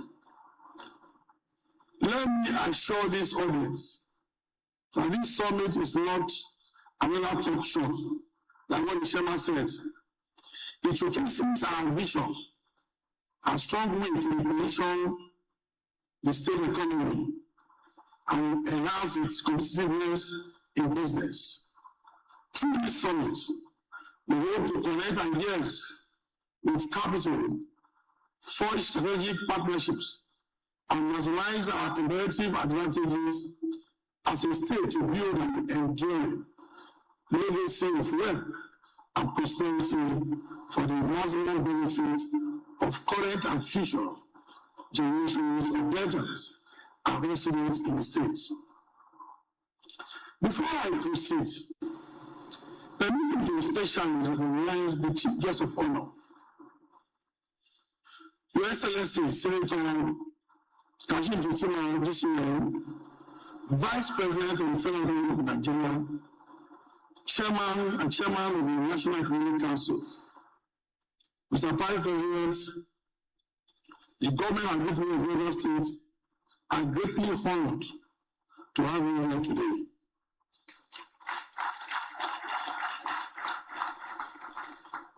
I commend your calm disposition, your intellectual acumen, exemplary leadership,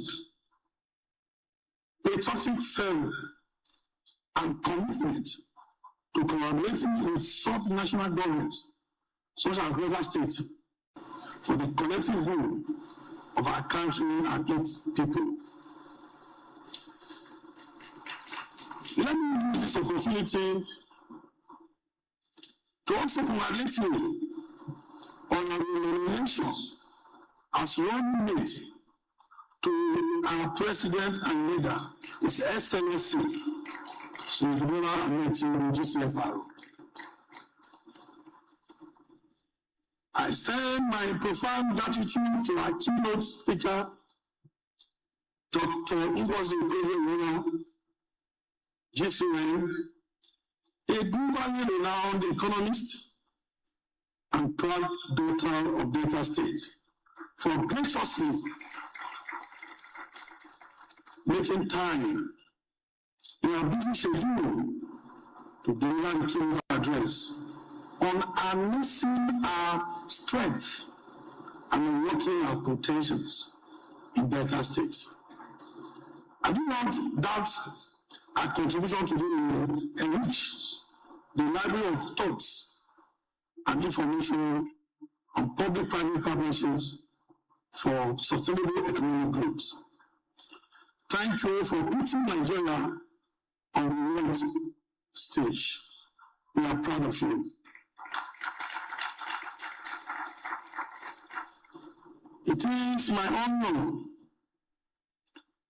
and pleasure to welcome my brother governor, who is guest of honor, Professor Charles Chukwuma Soludo, CFR, the governor of Anambra State, for this summit. Your Excellency, I thank you for this heartwarming display of solidarity and support. You always attending my invitations. God will continue to bless you, sir. Also adding color to this event is the Honorable Minister of Finance and coordinating Minister of the Economy. Thank you for coming. Minister of Livestock Development, Minister of Petroleum Resources, Gas, and the Permanent Secretaries representing the Ministry of Secondary Development and State Development. Dear Honorable Ministers, I wish to put on record that your presence here is a great source of encouragement and inspiration. I recognize the presence of members of the party call who have come to honor us with their presence. We also appreciate the group from Brazil, led by Roberto Lanetti, and director from Brazil Investment Promotion Commission, APES Brazil, and also delegation of Chinese investors, especially those who are already investing in cocoa free tourism for honoring our invitation. Chairman, we are also an alcohol people already maybe not only brief. We have people already coming from to invest in that cocoa free tourism. And I also know that we also discussed with you that you're also interested. You also want to invest there. So thank you very much. We are equally honored by the presence of Engineer Austin Avoro, an accomplished entrepreneur and a major player in the rural oil and gas sector, who is the chairman of this summit.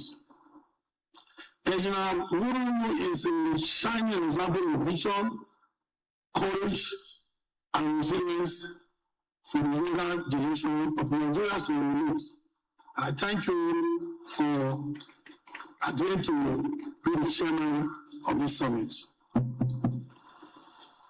I also conveyed a deep appreciation of the government and people of Rivers State to Professor Patrick Otieno Lumumba. This gifted public speaker has carved a niche for himself through his bold and thought-provoking insights into the peculiar challenges of politics and governance, especially in Africa. Thank you, Professor Lumumba, for your interest in our state and the prosperity and progress of African continents. Today, Delta State has a population of over 6 million people, blessed with abundant mineral resources, rich in vegetation, fertile soil for agriculture, multiple urban centers, and a enlightened populace, improving infrastructure, and a business-friendly climate. Delta State is an investor's haven with vast opportunities waiting to be explored and harnessed. The economy is approximately 17 trillion naira, making the state a key driver of national economic growth and development. Delta State connects major markets across Nigeria, serving as a gateway to the southeast and linking directly to Lagos, the nation's business capital. With up to 15 urban cities, this is the only state in Nigeria that will have about 15 urban cities. 15.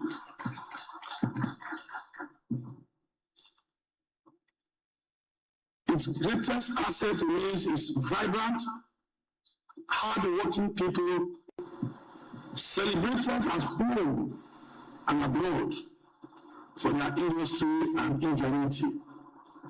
You can see purposely we invited Okonjo-Iweala to give the keynote address because it's one of our own that we have exported out to go and do wonder.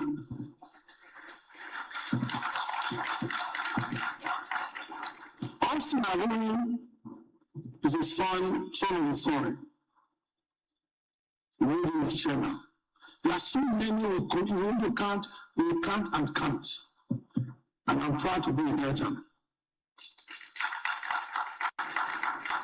So our deal today is a partner with prospective investors with a overriding objective of building a modern economy that is strongly diversified and therefore can withstand external shocks in line with the policy imperatives of the law agenda of this administration. This administration believes in a data-driven development model that is private sector-led and creates opportunities for our team youth population. Our primary goal today is to partner with interested parties to maximize our state collective advantages, develop the non-oil sectors of the economy, create jobs, accelerate economic development, and achieve sustainable development. In view of the foregoing, our ease of doing business incentives are top-notch, ensuring that prospective investors have the conducive atmosphere to operate seamlessly and profitably. The establishment of the Delta State in Doing Business Council, chaired by me, is one of the major reforms we have undertaken to enhance the ease of doing business in the state. Also worthy of note is the granting of waivers of payment of tenant rates, fees, levies, and other charges to investors for up to 5 years after commencement of business.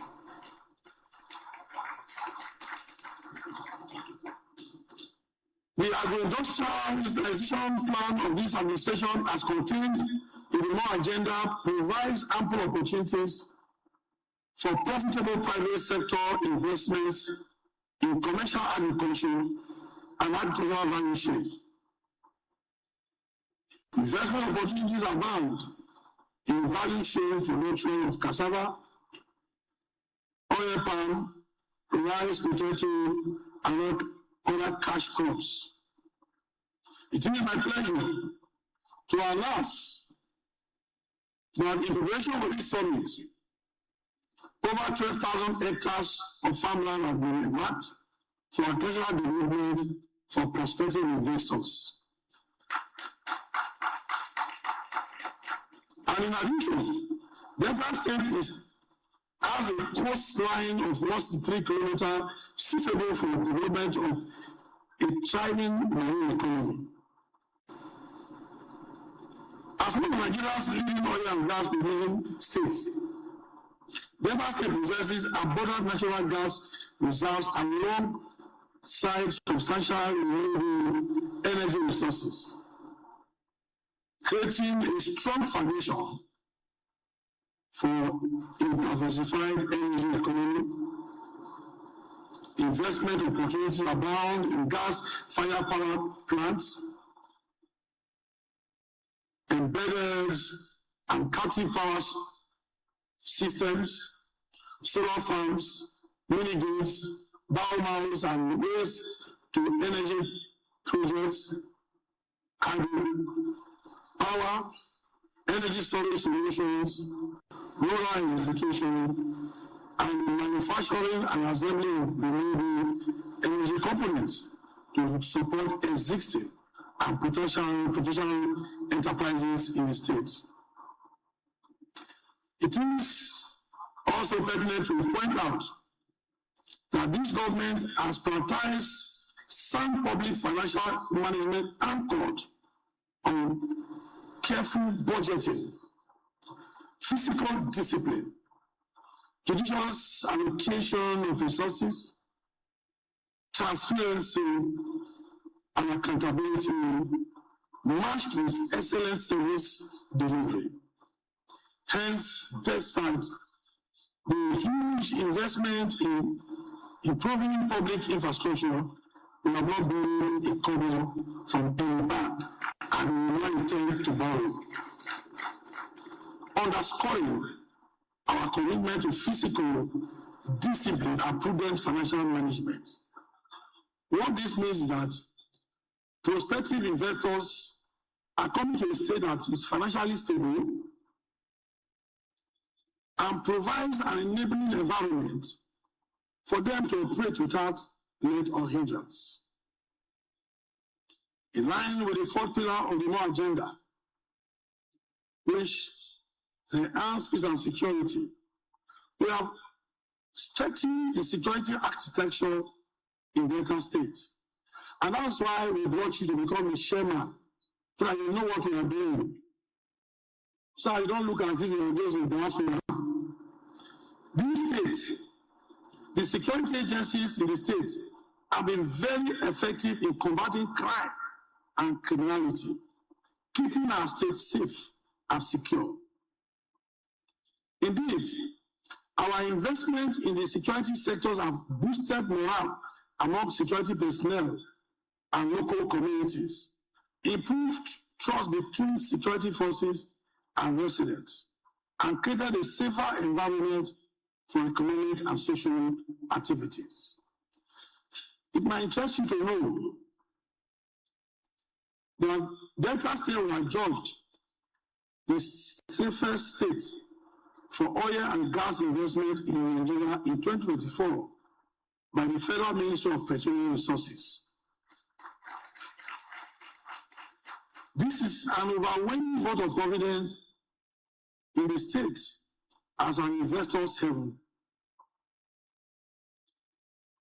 Mr. Vice President, as I conclude my address,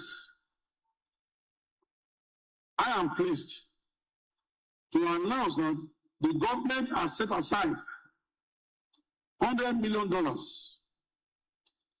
approximately $133.8 billion, as viability gap funding to de-risk new investments in the states.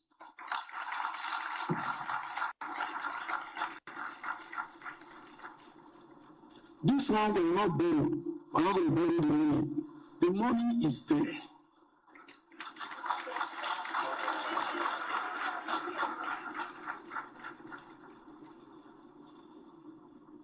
This is a practical demonstration of our total commitment to ensuring that the agreements reached at this summit are executed without delay. As stated at the beginning of this speech, this summit is not a talk show. We are marching words with action. It is my earnest expectation that this marks the beginning of enduring strategic partnerships that will galvanize the massive industrialization of Delta states. Finally, I want to thank Mr. President, His Excellency Senator Bola Ahmed Tinubu, the Vice President, Senator Kashim Shettima Adesina, and the entire team for constantly working hard to bring the delivery of democracy to all Nigerians.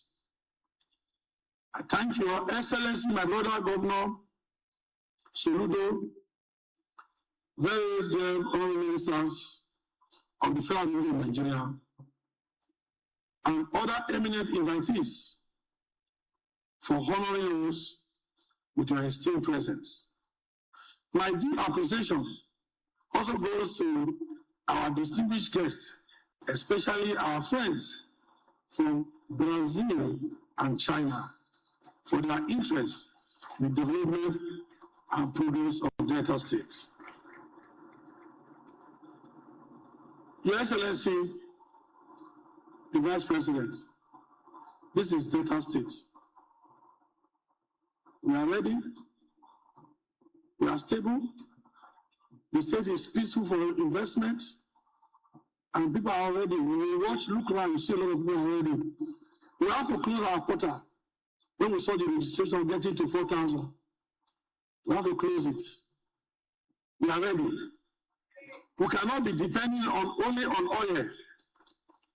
Oil has made us proud as a state, but we need to diversify. And that is the reason we have decided to organize this summit. The journey that we took to Brazil is working well. The China one is working well. The investors are here.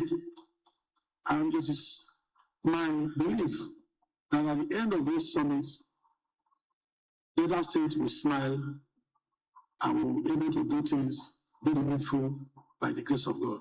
Thank you and God bless you.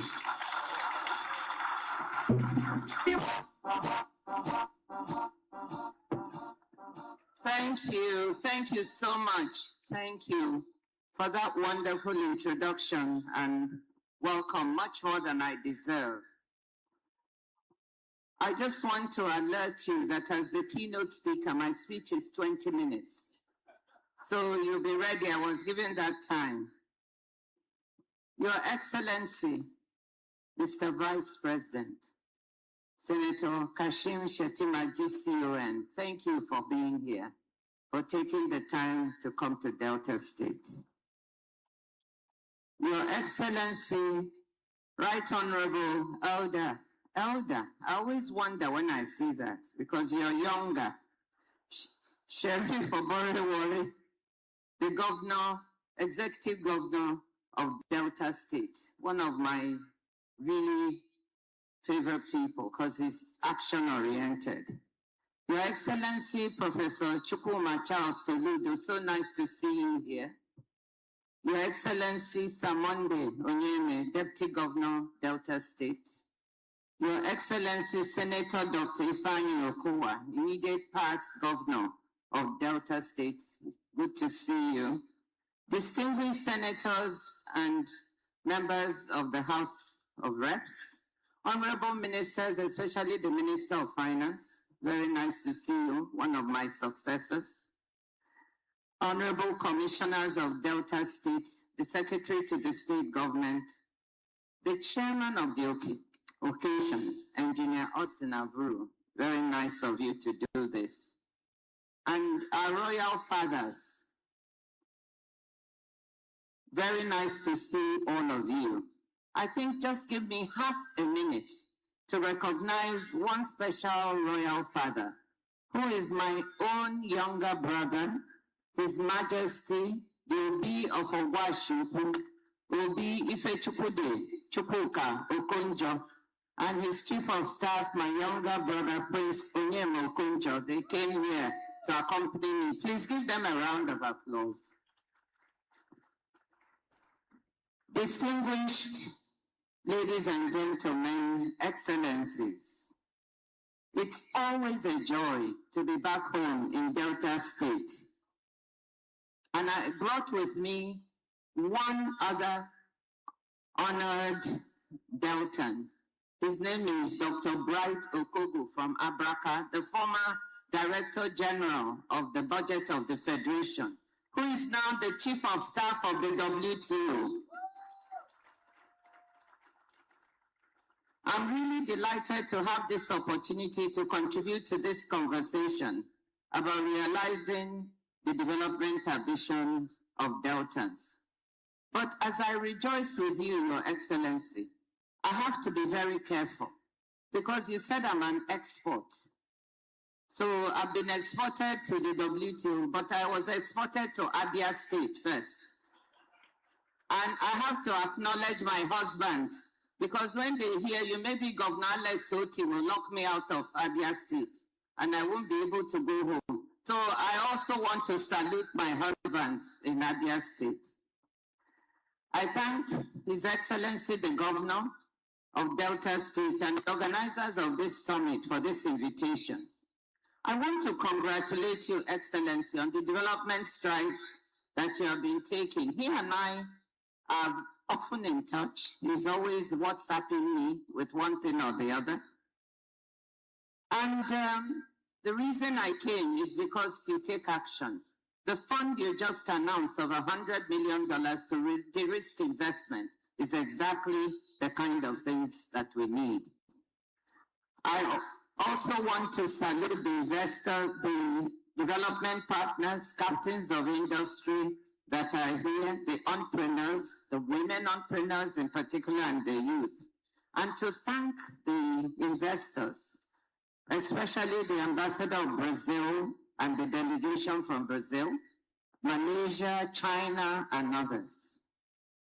What I'm going to do today in this keynote speech, which I've entitled The State as Harnessing Our Strengths and Unlocking Our Potentials for Economic Development, what I want to do is quickly look at the state of the world economy and global trade, not just because I'm DG of the WTO, but because it is the broadest context within which Delta State will pursue its goals. You all know that these are difficult times for the world and for global trade. On a daily basis, as far as trade is concerned, I face challenges on what is happening with global trade rules. The rules-based system that has framed global commerce for the past 80 years, since the end of the Second World War, is today under unprecedented strain. Unilateral tariff actions and rising geopolitical tensions have unsettled the economic environment within which countries and companies must make plans. Rapid technological change and climate shocks are further sources of pressure. And yet, despite all of these disruptions, trade and the trading system have shown remarkable resilience, contributing to the wider resilience of the global economy. The value of global goods and services trade last year was a record $34.65 trillion. In volume terms, world merchandise trade grew by 4.6% in 2025, with surging demand for AI-related goods more than compensating for weaknesses linked to tariff increases and trade policy uncertainty. African merchandise export volumes grew by 10.3%, driven by minerals, metals, fuels, and agricultural products like cocoa. Global services trade grew by 5.3% and by nearly 6% for digitally delivered services trade.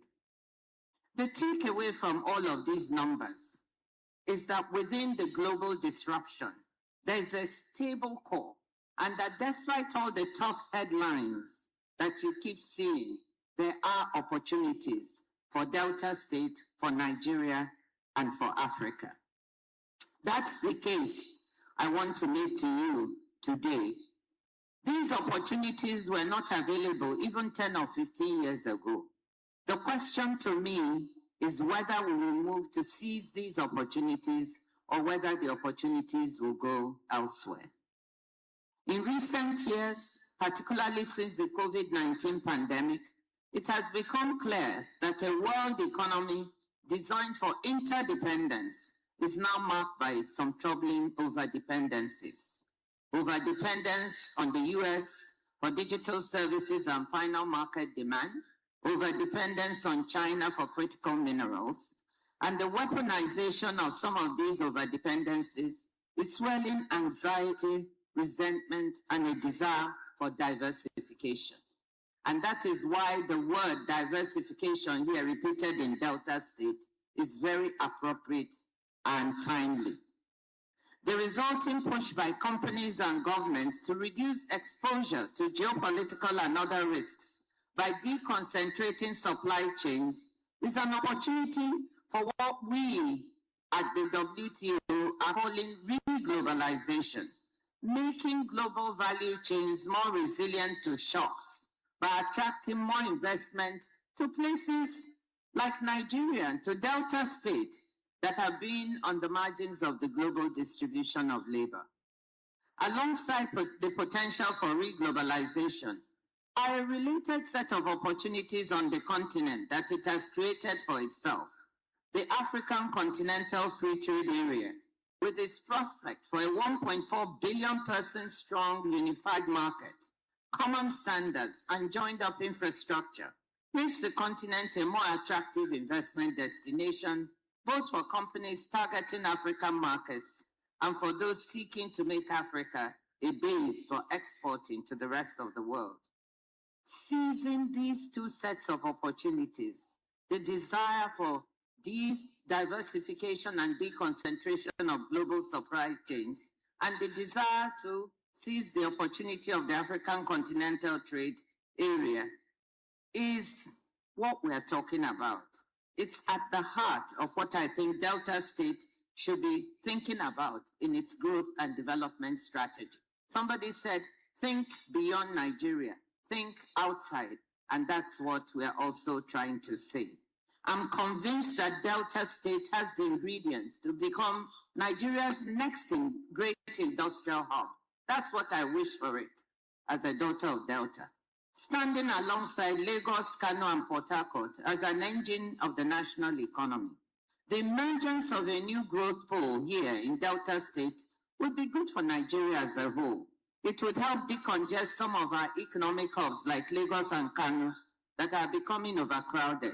Lagos alone accounts for around a quarter of Nigeria's GDP and half of its non-oil GDP. Consider Delta's natural, infrastructural, and human endowments.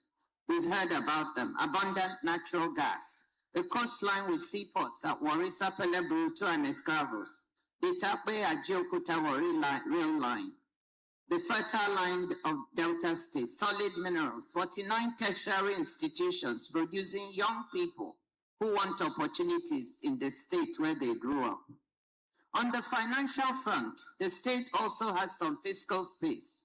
Budget's 2025 State of States report ranks Delta 6th of 35 states in overall fiscal performance and second in debt sustainability. I was very happy about that. And when I heard one of the speakers say, you're not going to borrow from anyone dead or alive, I was smiling. Keep the fiscal prudence, because without it, you're not going to be able to build the Delta State we want. If you have to deploy resources, you have to deploy them in a manner that makes the state productive, not wasted. The 2026 proposed budget of 1.664 trillion naira prioritizes increased capital expenditures as part of the efforts to move Delta onto a higher growth path. A stable macroeconomic environment at the federal level on exchange rate management, bringing down inflationary pressures, would improve states' prospects for success. And we have heard the Minister of Finance and the Central Bank Governor, I was with him a few days ago, talk about the progress that is being made, and that's moving in the right direction. But the fact is that endowments alone do not add value. Budgetary allocations alone do not lead to new roads, to good maintenance. We lack a maintenance culture in the country. I have to say that I'm Nigerian, and I was telling Engineer Austin Aguru, thanking him for mentioning maintenance. We need that. We need better ports and digital infrastructure and lower trade costs. Execution is what matters. And successful execution requires focus. It requires prioritization. So let me touch on a few priority areas for focused investment. We've listened to Delta State, and the one or two things I have to say seem to coincide. The Delta State's government focus on developing the special economic zones makes sense. In fact, a new report by the World Bank on industrial policy specifically identifies special economic zones as one of the best available tools for governments with limited fiscal space and bandwidth and relatively small local markets. Governments can improve infrastructure and regulatory frameworks for a specific location, which in turn allows for the pooling of labor, inputs, and ideas. With Delta State's gas assets that we've heard about, and working with the federal government, this is key, working with the federal government, you have an important ingredient for the essential infrastructure. Because elements of a successful industrial park include 24/7 infrastructure, meaning electricity, roads, rail, water, and IT connectivity, together with on-site support for licensing and other aspects of regulatory compliance. You need the federal government's full support for what you're doing. I've not had the chance to visit the Delta Special Economic Zones in Kwale and Koko, but I know they have been under consideration for years, and we saw in the movie that something is happening. But I also would encourage you to visit a couple of other special economic zones around us. I visited the Lekki Free Zone just 2 days ago, and the deep sea port. And what is happening there, it started while I was Minister of Finance, and what is happening there is worth seeing. Phase by phase, they're working and they're developing the area. There are 5,000 people employed there now. I also think that the Glo-Jibe Special Economic Zone in the Republic of Benin is well worth a visit. I was there, and what struck me was a large number of young men and women, graduates and people coming out of secondary school who were employed in the various industries on site. The park runs like clockwork, meaning everything works, everything is on site. They don't need to go anywhere to do anything. And that is the kind of special economic zone that we would like to see.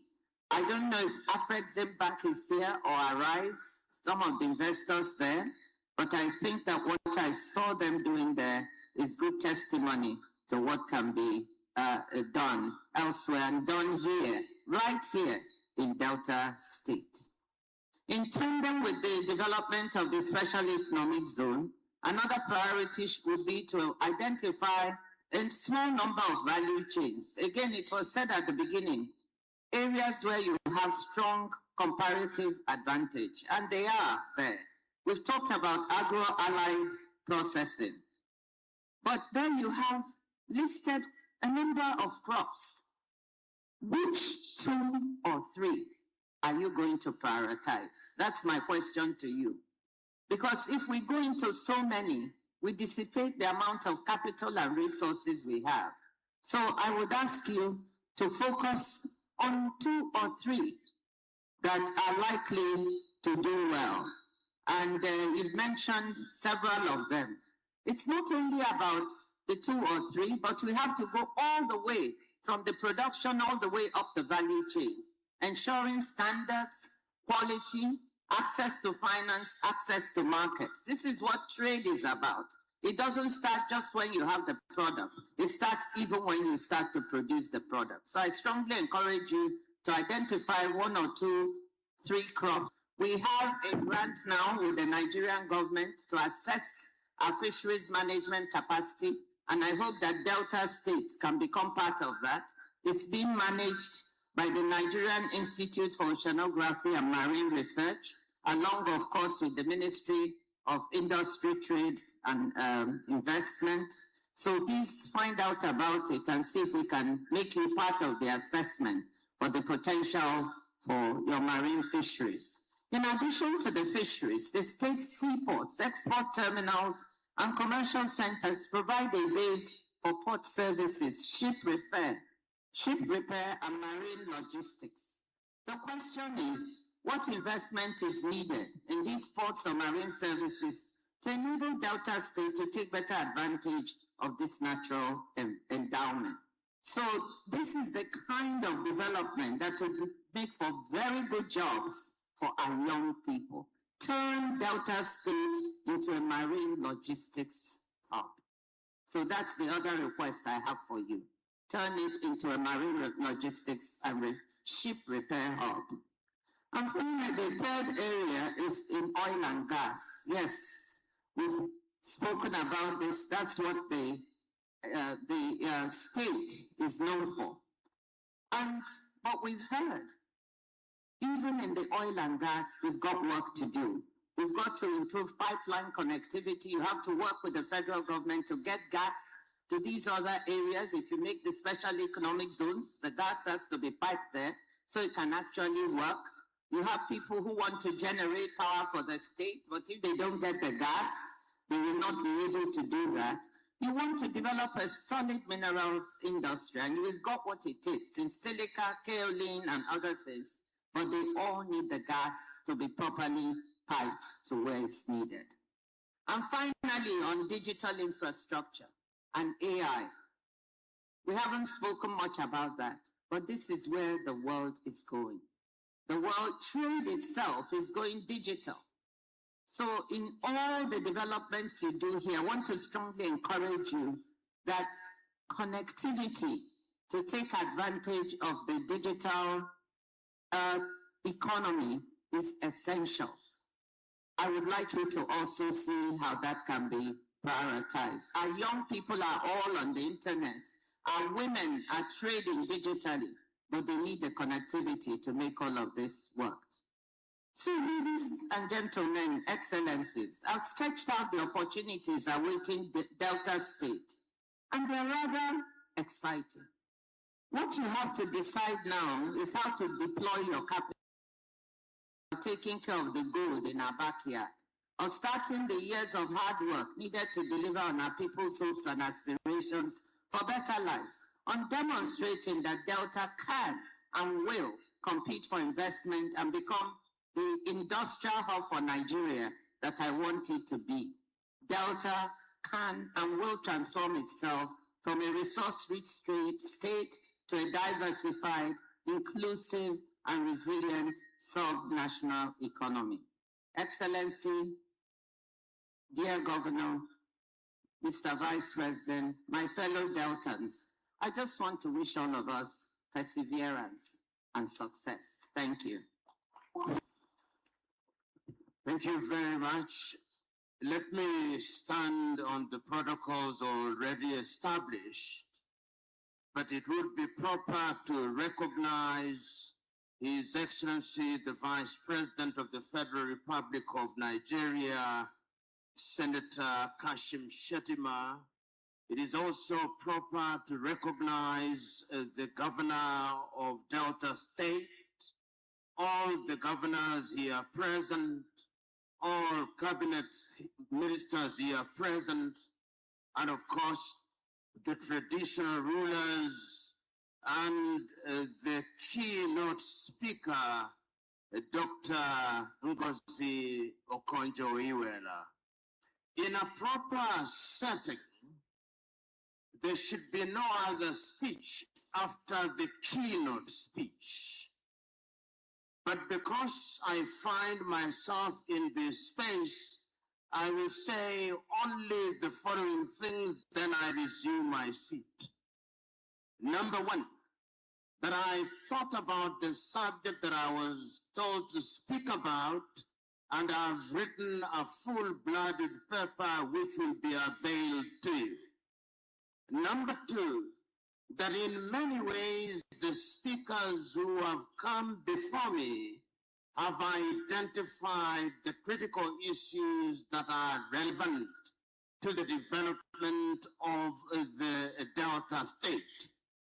However, it is important to point out a number of issues that I consider critical when I look at the continent of Africa and our inclination to gloss over certain critical things.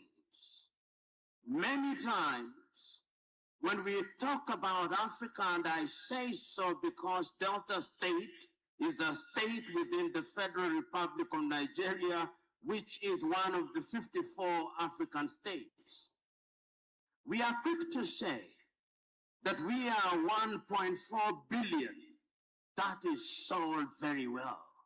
But the question that we must ask ourselves is, what are we doing about the 1.4 billion?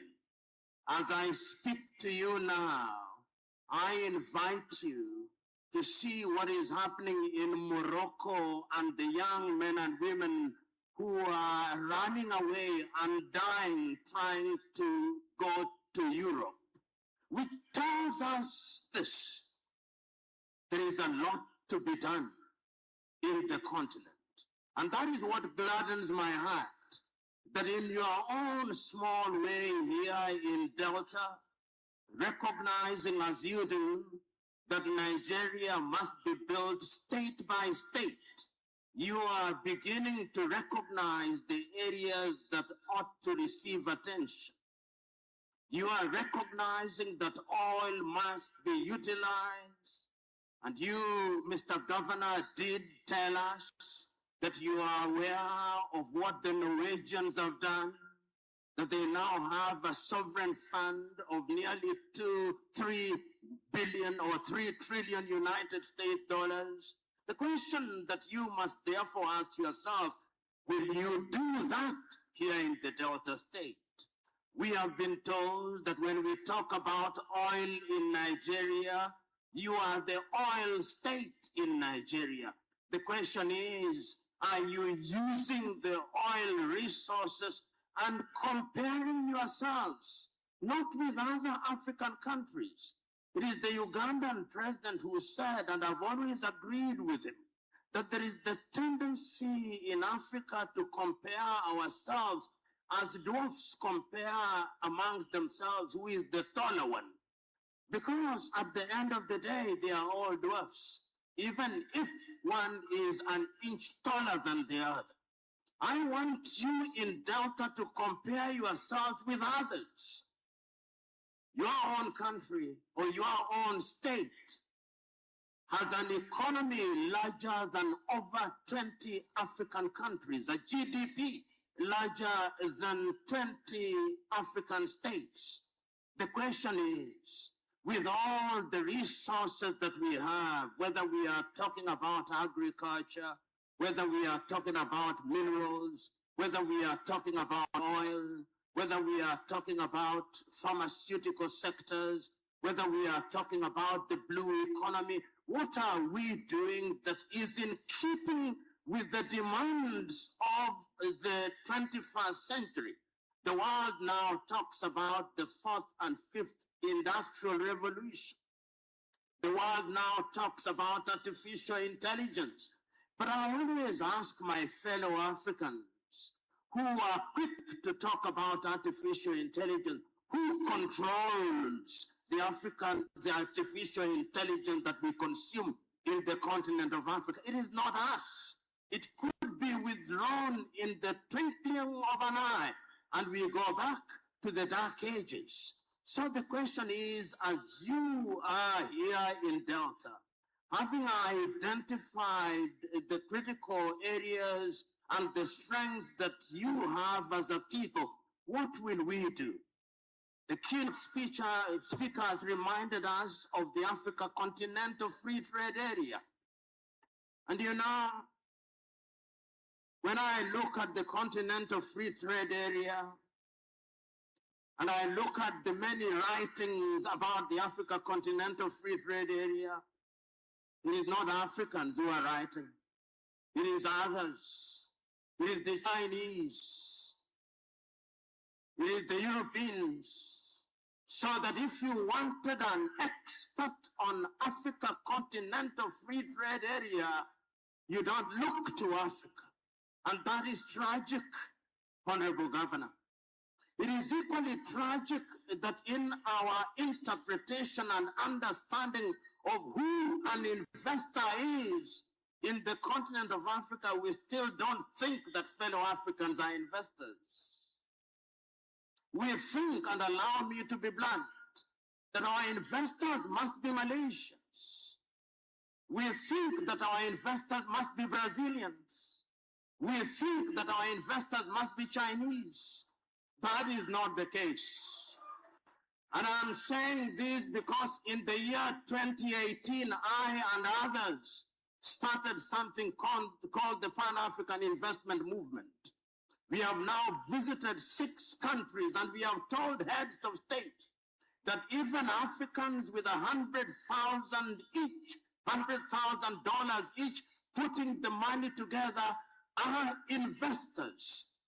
When a few Africans heard I was coming here from as far as Trinidad and Tobago, they asked me, but why are we not invited? I said, next time.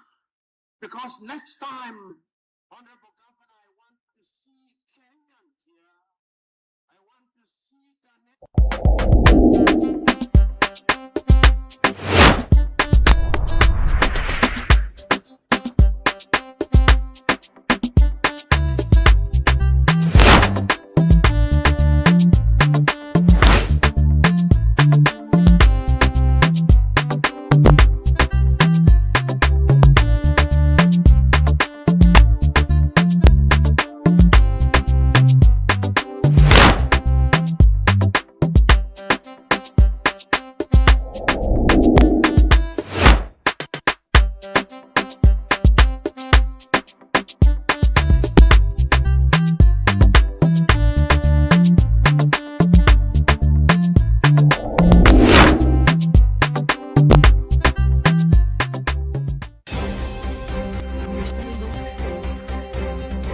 Wake up with us every morning. We'll bring you news at its peak. Accurate and factual report. Morning Dew, where every sunrise begins with inspiration and fresh perspectives. Yes, welcome back. And of course, thank you for staying true with us. I am sure you heard all that was said. A lot points made. A lot thought-provoking issues raised in all those keynote addresses. And of course, the quality of the speakers, they didn't disappoint.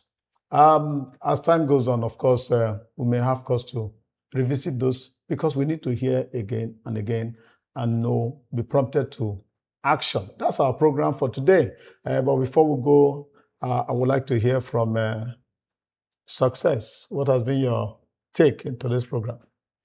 Yes, what I want to take home today, or what I want everyone to take today, is that this summit is not just for discussion purpose, but deliberate steps will be taken, because we just heard that Tony Elumilu is investing in the area of power, so looking into generating power for Delta State. And it has been an awesome time here on Morning Dew in Dott Television. I am Success Benjamin. Enjoy the rest of your day. Yeah, Ify. Well, the speakers were what's the hype? That's the first thing I would say. And away from that, we must believe in our country, Nigeria, because we cannot move forward as one country if we don't even believe in the systems that we've set up, the institutions like our health system, our education system. And believing in Nigeria starts from our political leaders. Those who come out to vie for office, if you do not believe enough in Nigeria to have your children here or to go to health institutions here when you fall sick, then it means we need to revisit our patriotism, the patriotism question, and begin to forge a way forward as a country. I am Ify Arono. Tomorrow is another day, and Morning Dew will be back. Don't miss it. All right, I buy into that. Of course, if you are part of government, please build structure that you can partake in. Don't run away from the structures you don't build. That does it for Morning Dew on Dott Television today. See you tomorrow.